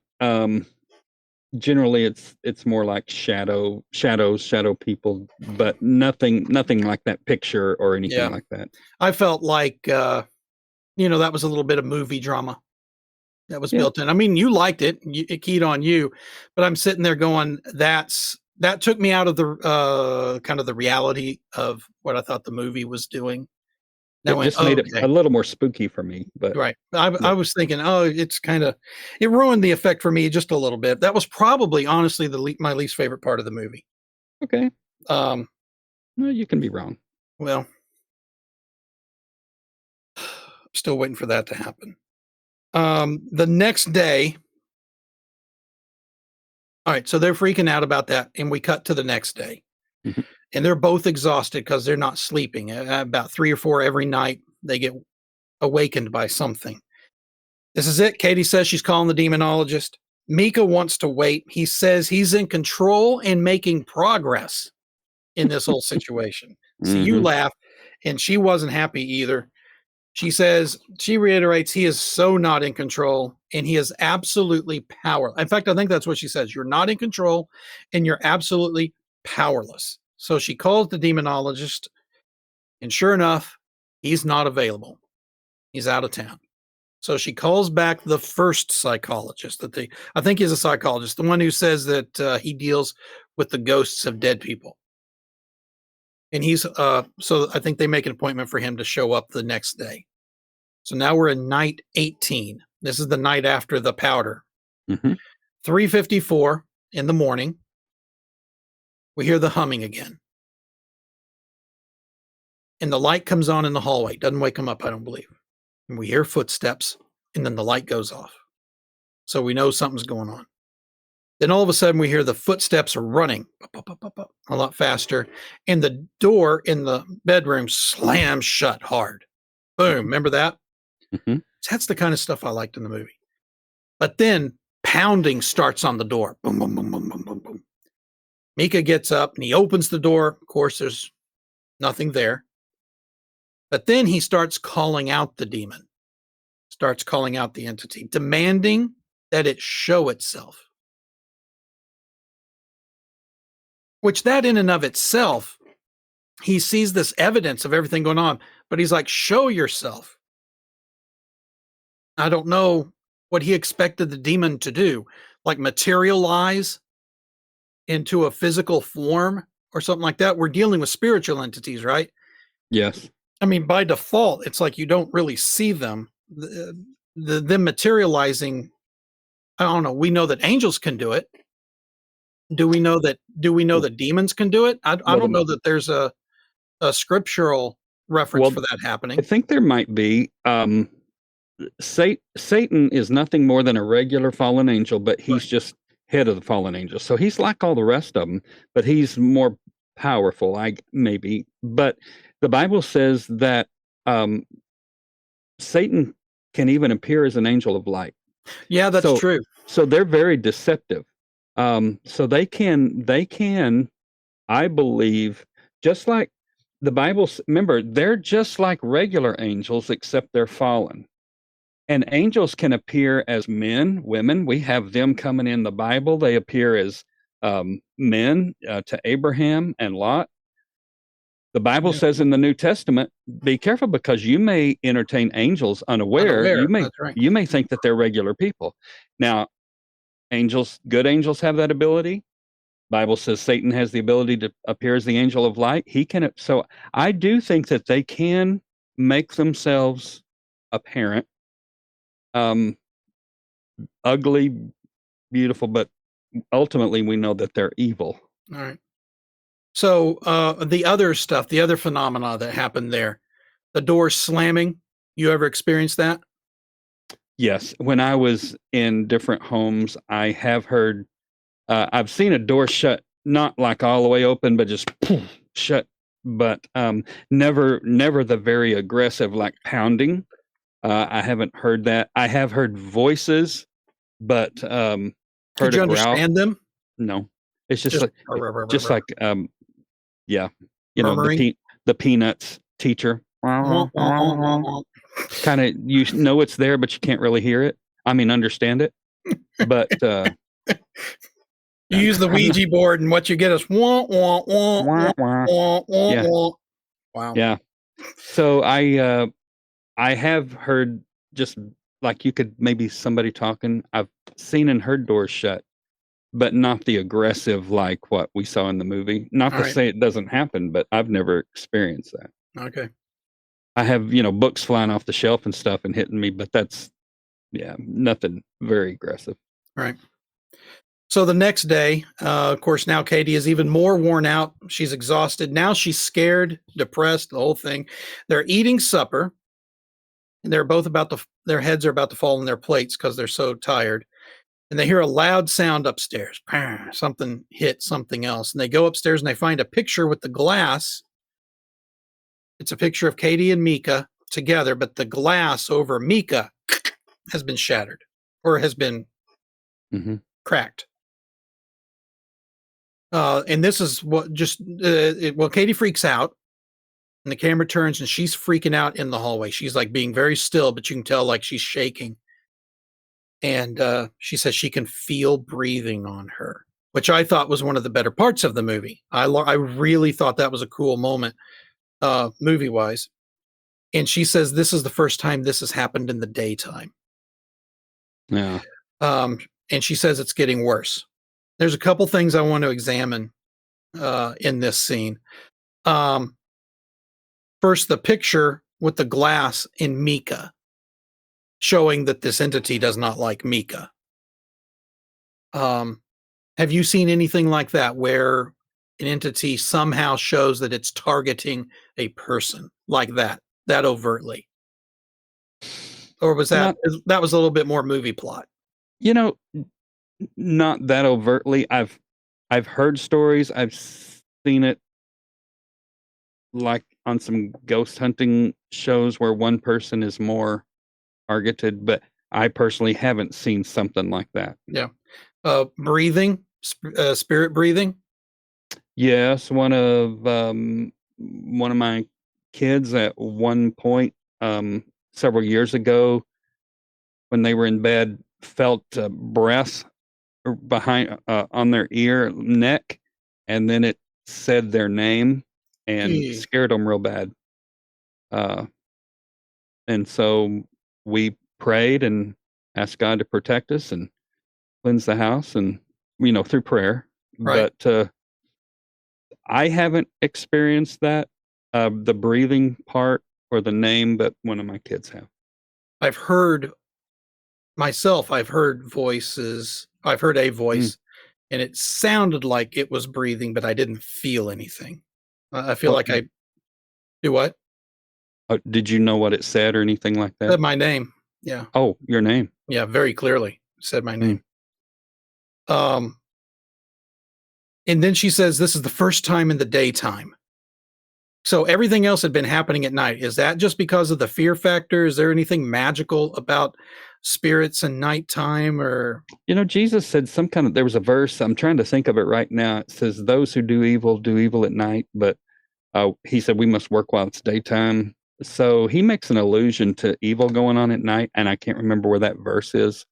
Um, but the devil's the prince of darkness. Mm, He, and it's just at night's scary. I mean, because you can't see around you, and right. it's almost stealthy. And I know we talked in a previous podcast, I think it was in episode 3, ghost hunting, mhm. about the theory that at Oh, that's right. nighttime, uh, there's less electromagnetic interference and that they might be able to manifest easier. Um, there's no UV rays. There's a few like almost scientific Mhm. theories as to why spirits would manifest in the dark or at nighttime. I'm But not. Yeah. spiritually, I didn't know. Was there anything special about the absence of the sun that would cause these things to be active, other You than know, it's fear? Jesus said in John chapter 1, men love darkness rather than light. So there's a lot of allusions to darkness being separate from God or evil. And so Jesus is the light.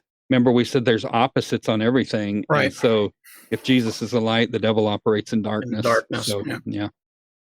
So sometime later, so we cut, and sometime later, she says she can feel it watching her,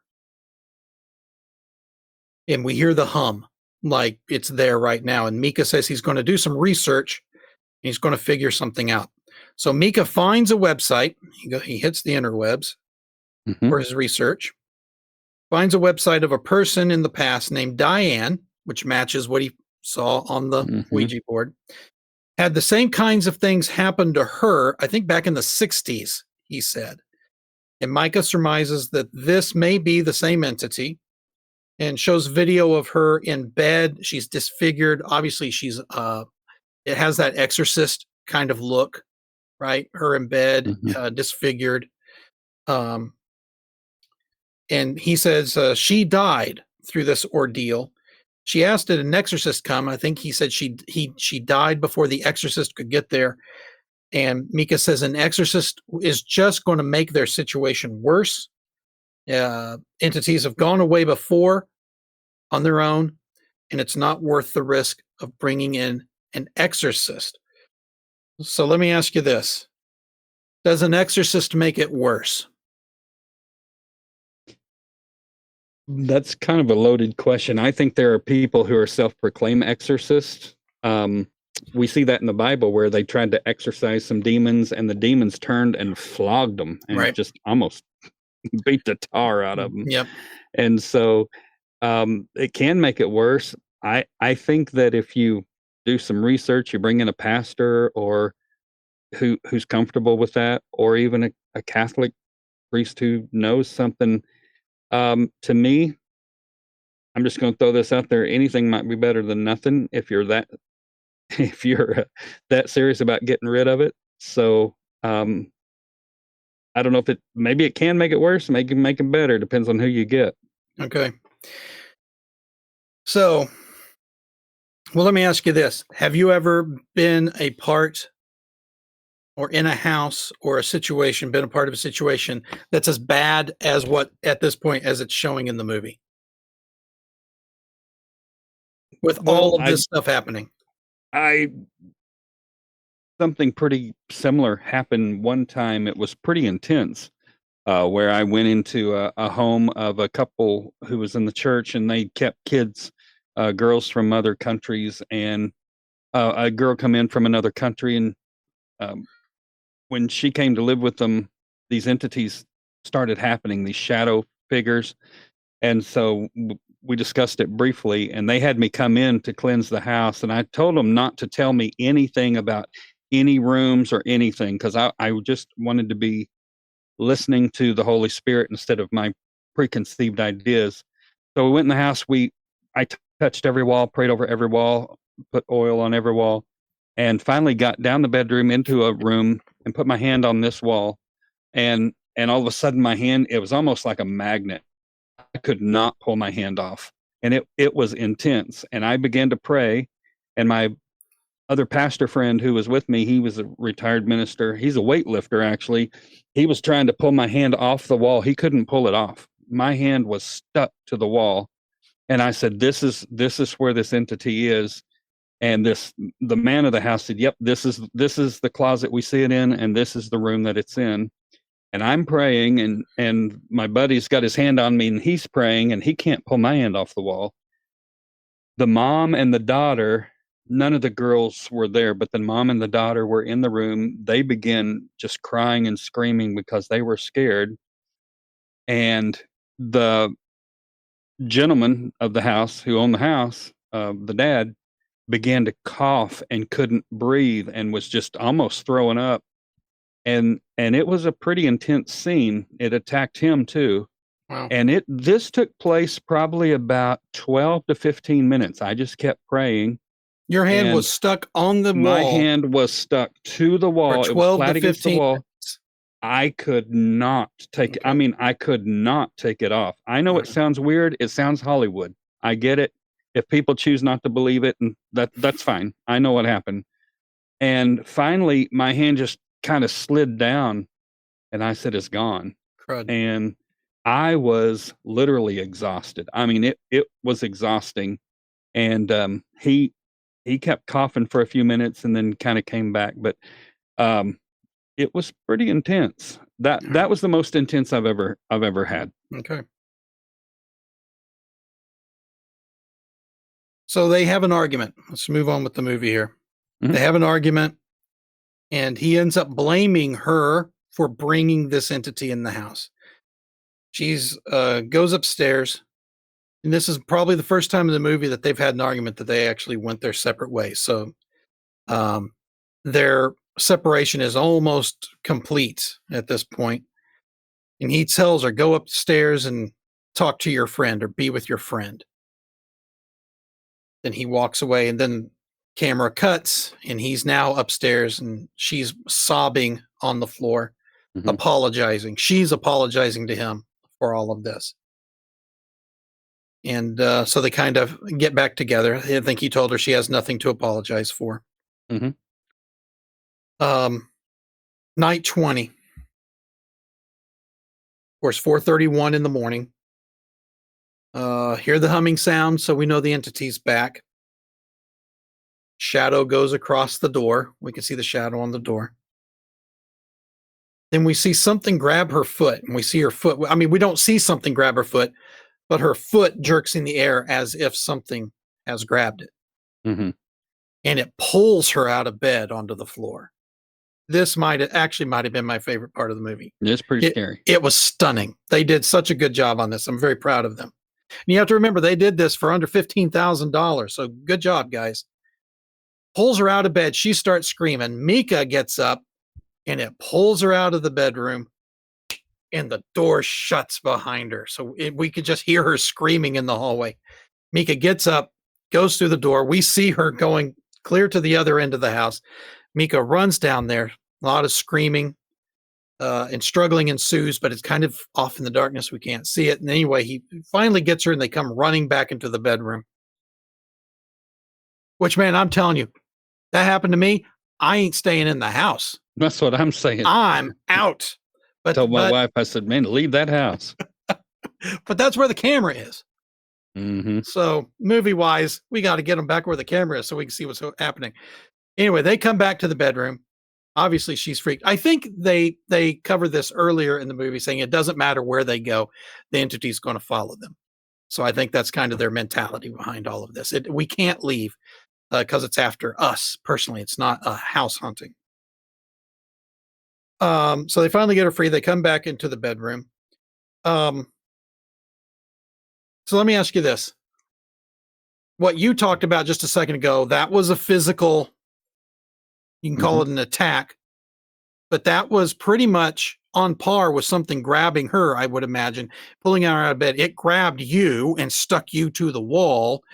In your experience, though, do hauntings in their progression, they usually start off small, seeing kind of it's curious stuff that's happening, and then as it grabs your attention, it sucks you in, things elevate from there.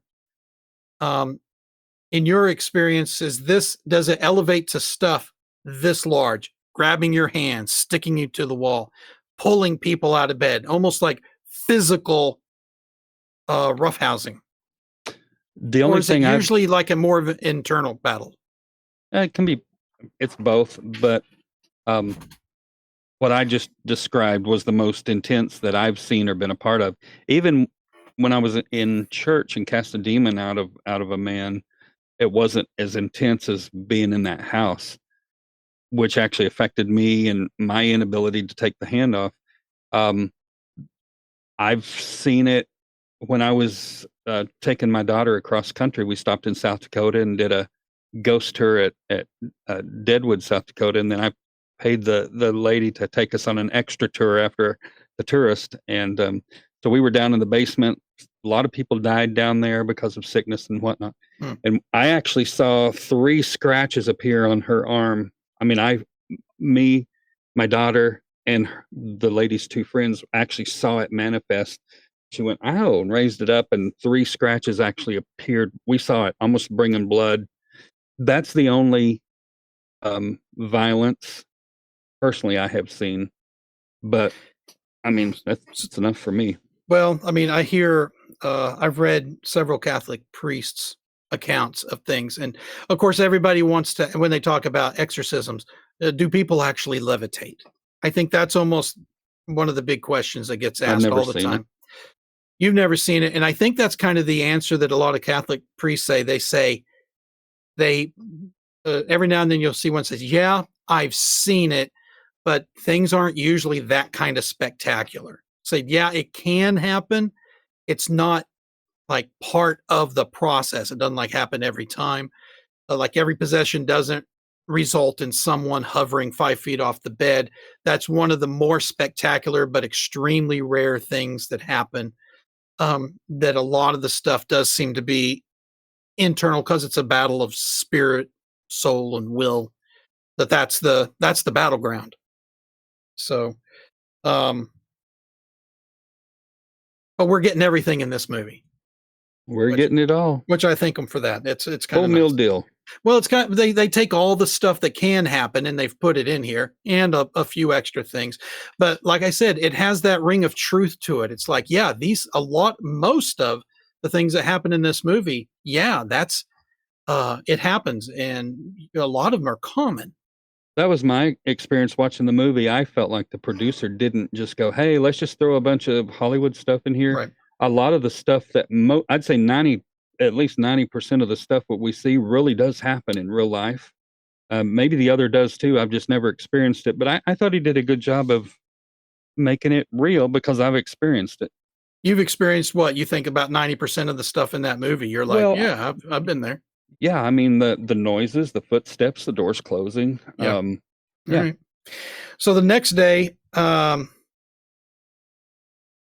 which I can't believe they're even still in the house at this you're point, but telling me. I know. But next day, she decides she wants to leave. And Mika says, okay, we're going to go stay in a hotel. Um, and she's on a couch at this point. He says, yeah, we'll stay at a hotel, but first, let me see your back. So she lifts up her shirt, and sure enough, there's marks on it that look like a big giant Yeah, bite, like almost kind of like a human. It had teeth on and a bite. it's But huge. it's large. Something where something got her. And of course, you just said that you've seen scratches manifest, and That's I've heard that a lot. that's the worst I've seen. In a lot of the readings that I've read about exorcisms, that's actually not an uncommon thing to see Correct. scratches Scratch. appear. It's always usually 3. Yeah, on those that are possessed or writing, or the scratches in three. You're right that's Mhm. not, which is kind of odd because I think you're watching it and going, okay, that seems like that's a little over the top. And I'm watching it going, no, that's actually one of the ones that I've heard more about are scratches or marks or something like that. Mhm. Um, so he packs the car and comes back, and she's sitting on the floor. She's catatonic. She's unresponsive, I think, in the kitchen. And he looks down and she's holding a crucifix in her hand, right? And Mhm. she's holding it so hard, her hand is bleeding. Mhm. And he's trying to get her to respond to him. She won't. So he forces her to let go of the crucifix and pulls the crucifix out of her hand. Then he takes her and puts her on the couch and yells, I'm taking care of this right now. And then the camera turns and we see that he's burning the photograph and the crucifix in the fireplace right now. Mhm. I I saw a more spiritual ap approach in that scene, and maybe you did it first just because, I see the crucifix, right? Well, I see the palm of the hand. Now it's her blood, but it's still blood, and so I see her hanging on to the cross. You have the blood, which is symbolic of Christ who covers us, and yet he takes that away from her Hmm, and burns it, and she's left with no protection. So it's symbolism. right. She's left with no protection. The cross and the blood are gone, and she's now symbolically opened up. And you've not read any reviews, or this is just what you were I've thinking. yes, I'm All right. not that big of a movie person just for people who get it. So, um, but I would, watch the movie, but I don't Sure. read reviews or anything. That's just the way I saw it. No, I think the director was very pointed in that she's holding on to this last. What I took it was I actually missed the whole blood thing, but I think you're probably right about that. I just saw her holding onto this crucifix as hard as she could to the point of bleeding, and that he took that was her last bit of protection from this entity. That was it. That's the only thing she's holding on to, and then he takes it away from her. So now she's got nothing left. And he burns it. So yes, I think at that point the movie is trying to say there is no more protection. She's done. Her will is gone. Her protection is gone. And right now she's totally wide open to whatever the entity has finally worn them down. Um, so cut scene. Katie is upstairs in bed. He's packed the car and he's trying to get her to leave so they can go to the hotel. Now Katie looks at him and says, this is after the crucifix has been taken from her. Now Katie starts to talk. She says she doesn't want to leave, that it would be better if they were to stay. And we could tell a little something's different about her. She's almost doing this kind of sing-songy, like little girl kind of response. Mika, sorry, Mika, he gets upset because now, he's just frustrated about this whole situation and walks out. And we hear the low humming start again. So we know the entity's there. He walks out, and then she says, kind of to herself, I think we'll be okay now. And she smiles and goes to sleep. So kind of indicating that now the entity has taken control. Now, do you see that? Did you see that in the movie? Like this is like she's fully possessed now? Well, I saw it when she used the plural pronoun. I think we'll be We. okay now. Why? Because it's her and the demon? That's the way I took it.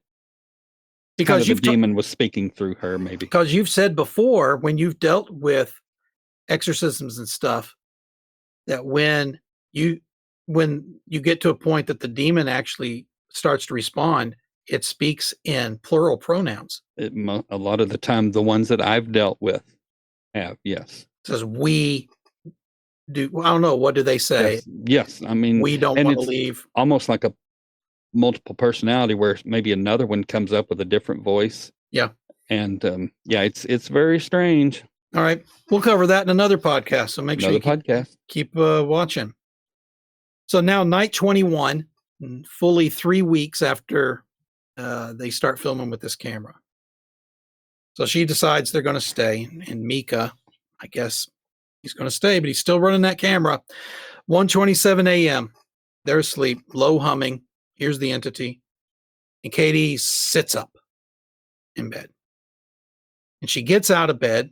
She turns around and looks at Mika across the bed. And then we see Mika's covers just slide off. We say on their own, but obviously something invisible has pulled them off. Then she kind of zombie walks over to the side of his bed and stands right over him. And then the clock starts running. We're fast forwarding, and she just stands there like that for 2 hours, 2 straight hours. Then she turns, walks back around the bed, and then out of the bedroom door and down into the darkness, so we can't see where she's at. And the hum kind of fades away at that point. Then all of a sudden, she starts screaming bloody murder downstairs. Mika jumps awake, runs downstairs. He goes out into the darkness. Remember, the camera's still just up in the bedroom. He runs off in the darkness, so we can't see what's happening. But she's screaming. He starts to scream. They start, there's some kind of scuffle is happening, and then silence. Everyone falls silent, which is the worst. We can't see anything, right? Which I think is when the movie is at its best, when we can't see what's happened. And that's what the whole movie fears on, is our fear of not being able to see what's in the dark, being in a house. Yeah, the unknown of being in a house, and here's these new sounds and stuff. Which wouldn't take place if it was daytime. So the nighttime is it's the fearful time. So silence. We sit there for a few seconds. Oh, it's horrible. Then you start hearing footsteps coming up the stairs, which you can't see anything until it gets to the top of the stairs. Footsteps come up the stairs, and then all of a sudden, out of nowhere, Mika's body comes hurtling out of the darkness and hits the camera. And you hear a growl at the same time. Rawr, bam! His body comes flying out, hits the camera. The camera kind of falls down to the side, but you can still see what's going on. And she's standing there in the doorway with blood on her. He's unconscious on the floor. He's not moving. And she kind of comes in and gets down on all fours and smells him like an animal. So we kind of get the idea. We've seen the claws in the powder.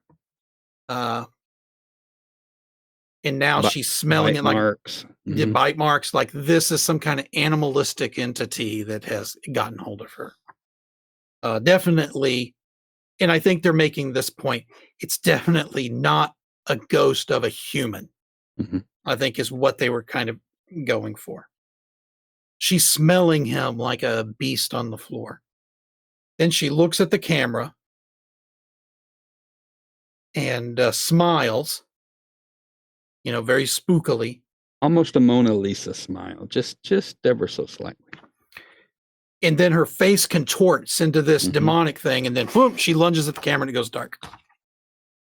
Words come up saying that Mika's dead body was found by the police and that now Katie is missing. end of the movie.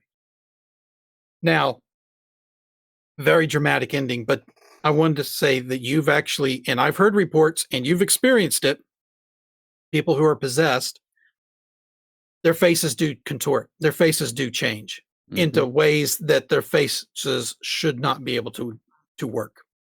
You've seen that yourself? The young man that we dealt with in church, and there were several of us. So it's people say, "Man, you've got a lot of stories you've been through." Well, I was in the ministry for 36 years, and I've just seen a lot of stuff. When you deal with people, you see a lot of stuff, good, bad, and ugly, like the movie. But when we were dealing with him, when I was pressing him on his profession of faith and saying Jesus is Lord, he just got so agitated that this other voice started speaking through him, and his face just changed. I can't even explain it. Contorted's a good word, but he just looked different. And I can't explain it. I'm not trying to dramatize it or make it dramatic. It just was different. And you've experienced, because it was implied that Katie, was the one that just manhandled him and threw him across a room. This young man was, we were holding hands as we were praying, and he was, trying to flail his arms around, and, I was holding his arm, as I was praying, but, I'm a bigger guy, but this guy got strong. He's not like he threw us anywhere, but he immediately got strong, and, I could tell that. So you think overall, this movie was pretty accurate in what it portrayed. Now, it might have taken like a lot of things from different reports and brought them together into one single story. But overall, it seems like you're like, no, that's you should believe most of what happened here. I have seen a lot of these things happen individually, or maybe a couple of things in different. I've never seen it all happen, but it was a movie, right? Right. It's interesting that it took 21 days. In the book of Daniel, Daniel prays, and an angel, Daniel doesn't receive an answer from God, and an angel is trying to bring this message from God, and he finally gets through on the 21st day, and the angel says, the prince of Tyre, maybe, or Satan, who is over, there are angels who are over countries, demons and good angels. He says, Satan buffeted me 21 days. I couldn't get through to you. God's messenger actually fought against Satan for 21 days until I think if I remember right, he had to call for some reinforcements, and then he got through to Daniel, and it took exactly 21 days for that answer to come. I don't know if that's connected, but it's interesting when numbers line up together. Yeah, that's. Well, we might have to do a little Wikipedia on that and see if see what the movie was made in 2007, and I believe it was released in 2009. So I'm sure that all the interviews have happened. So we should be able to find that out if that was purposeful in that way. Let me ask you this. What to do for people who might be experiencing this right now? Because as I talk to you and as I talk to people, I'll bring this subject up just randomly to a number of people. I would say easily more than half of everybody I ask has had some kind of paranormal experience. This seems to be stuff that's more common than what everybody thinks it is. Nobody wants to talk about it overtly, but it's happening to, I would say, the majority of people, more than 50%. Someone's watching this. What's the recommendation? Because we've just seen something in this movie that's not the way to do it. And you've even said these things don't get better on their own. It's like a cancer.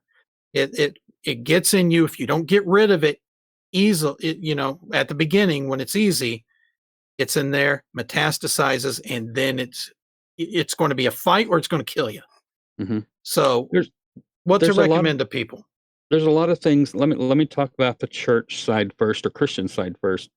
There's a lot of things in the church that people don't discuss. There's a lot of things that happen in families people don't discuss in church. And there's a lot of things that happen in homes that people don't discuss. They don't bring up, either you're embarrassed, they don't know what's going to happen, or they feel like the fallout's going to be too great. This is one of those things that a lot of Christians, just because you're Christian doesn't mean you're not going to experience this. And just because you experience it doesn't mean that you are bad or you're possessed or anything like this. It's just spiritual. People are scared to talk about it. So on the Christian side, um, first of all, pray. Okay, pray the spiritual armor. Pray around your house. Do a prayer walk around your house. But talk to Real your quick, when you say pray the spiritual armor, there might be Christians who are like, okay, I hear you say that, but I don't know what you mean. I don't know what to pray for. Okay, great clarification. In Ephesians chapter 6, it tells us from head to toe, and it describes each piece of armor. Take the helmet of salvation, the breastplate of righteousness, the belt of truth, the shoes, the feet shod with preparation of the gospel of peace, the shield of faith, the sword of the Spirit. So each one of those, I've done this so many times. Lord help! I'm right now. I'm putting on the breastplate of righteousness. Keep those fiery darts from coming against me. I put on the shield of faith. I have the shield of faith. Help me to. Bible says the belt of truth. Help me to trust in your truth.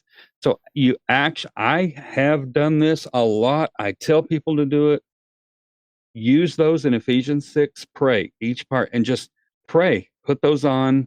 Lord, I'm putting on the breastplate of righteousness. Protect Right. me. So go to people you trust. Maybe it's a Sunday school teacher or good Christian friends or the pastor.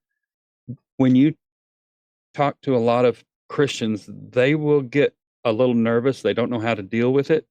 But you keep asking until you find someone. If this is happening, God will lead you to the right place.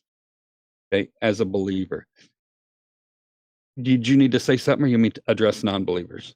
No, before we go on to non-believers, you talk about pray Ephesians and the helmet and the breastplate and all that. My concern for some people who might be watching this is that's a lot of Bible talk. That's some Okay. Sunday school stuff, and they're like, I can read the words. You do it because it means something to you because you've studied it and stuff. They're going home tonight. They're having to be in a situation. What can they do right now that's not going to require Okay. going into the Bible and doing some kind of theological study on this chapter to understand what it means? I can give you a verse. Give us something that they can hold on to immediately right now. The Bible says, draw near unto God, resist the devil, and he will flee from you. In other words, so you don't have to know theology, just understand that. Draw near to God, resist the devil, and he will flee from you. So how do we resist the devil? It's easier if I tell you, don't think about the number 10. Do not think about the number 10. If I keep telling you that, you're going to think about it. But if I tell you, what color is an elephant? How big is an elephant? What color is a monkey? Then you forget about 10. So when we focus on the negative, I need to get rid of the negative. I need to get rid of the negative. Bible says, submit yourself to God, resist the devil, and he will flee from you. The way we resist the devil is that you focus on God. You just start praying. God, protect me. God, watch over me. Just start any verse you can, any song you know, to pray. That's how you begin to resist the devil. He hates praise. So to clarify, you're not saying kind of just forget it and ignore it and it'll go away. You're saying you have to get your will and attention onto something other than what's happening, onto God. Yes, instead of saying, "Oh, devil, get away." A lot of people pray against the devil. Devil, you can't be here. They kind of pray to the devil and they talk to the devil. We have a story in Jude where I think it's Michael the archangel. The Satan came and started accusing him, and Michael the archangel said, "I'm not even going to talk to you and accuse you. I'm calling on God." And so All right. so we have to focus on God. That's our strength, not us praying against the devil. God does the strength. So we Which have is to what we focus on saw God. Mika saying, I'm going to fight this on my own. We see that through the whole movie, and I kept saying, "You can't do it. You can't Okay. do it." So what about non-believers who are like, listen, I have this problem. I know I have a problem. But I'm not a Jesus follower. I don't get into Jesus or the Christian church, and may not have anything against them. They just don't find it credulous. Maybe they're, uh, maybe agnostic or something like Mhm, that, but mhm, it's just they're like, okay, so I believe that there's a spiritual problem. I have negative energy. That may be where they're sitting right now. I have all this negative energy in my house. mhm, It's horrible. What do I do? mhm. I've talked to a lot of non-believers who are just like that. They go, "I'm not gonna call in a priest. I'm not gonna call in a pastor." And, I say, "Well, if your house is on fire, you gotta call a professional. Whether you believe in those firemen or not, or you like those firemen or not, they know what they're doing against a certain situation. And you may not have a relationship with those firemen ever again after that, but you need them right then. I don't need to go to the hospital every day, but when I need it, I need to know where it is because there's people who can help me, and I'll never have a relationship with them again." But if they choose not to do that, there are secular ways that people try to get rid of evil spirits. Sage is one of them. Does it work? For some people, it works temporarily. And I believe that there's probably a scientific reason behind that. We won't get into that now, but are there things that non-believers can do? There are. I don't think it's guaranteed, and I don't think it's a permanent solution.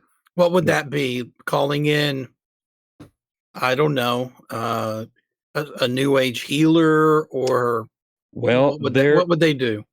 um, okay, so for instance, they would bring in stones. So certain stones, they say give off like a positive healing vibe and Yeah. this and that. And that's going to be a great podcast. I think we need to do one on that as well.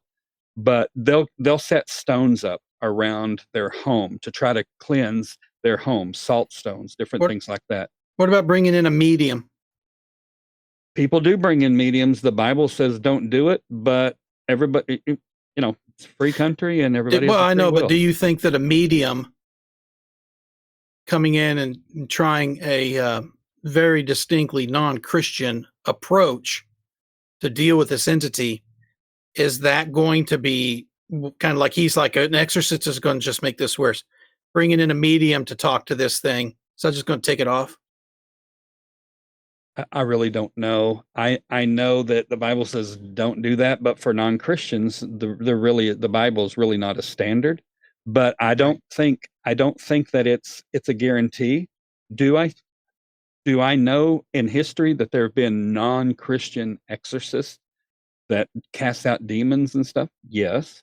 So there's some kind of spiritual law that works, but I don't think it's guaranteed and I don't think it's permanent. There are people who also bury things in their yard or they'll put amulets around their neck or, the old things like wolfbane or a silver cross or, you know, garlic to keep away, these different things. Um, you can you can become all of a sudden superstitious and you have all of these things around your house and you have dream catchers and you have rabbit's foot hanging around your neck, just to try anything you can. I asked someone if they were superstitious. They said, well, I'm a little stitious, I'm not superstitious. So I just have a few things around the house. Okay, well, you know outside of Jesus you can only do the best you can, and it's not a permanent situation. All I don't want right. to get too preachy. I'm just saying that's my worldview. Okay. Well, it is called the Paranormal Christian Podcast, so I don't think you're going to be surprising anybody with that point of view. Thanks a lot for watching the movie a couple of times so we could talk about it. And You're welcome. I hope it wasn't too much trouble on you. Nope. But I thought it was great. I thought it was great going through a movie that did have these underlayers of truth about it. and led into some great discussions. I really appreciate it. And for all of you out there, if you have any questions or thoughts, please shoot us a line at Paranormal Christianity Podcast at gmail.com. Let's try that one more time. Paranormal Christianity Podcast at gmail.com. Hey, also, if you're watching this, please subscribe if you haven't already. We love the subscribers. And if you don't really want to subscribe, but you kind of watched this far, please hit that like button. We love that too. And share. Yeah. Oh, please tell your friends. That's probably the best thing. Because as much as we like subscriptions, as much as we like likes, we just want to reach people out there with this discussion. So please tell your friends and shoot us a line, like I said, at our Gmail. I know Dan really loves getting emails from folks at Paranormal Christianity Podcast at gmail.com. Dan, thanks a lot. We really appreciate it. Been fun. Thank you very much. Yeah, and for all of you out there, please be sure to check out our other episodes. Paranormal Christianity Podcast. Thanks a lot. See you on the flip side.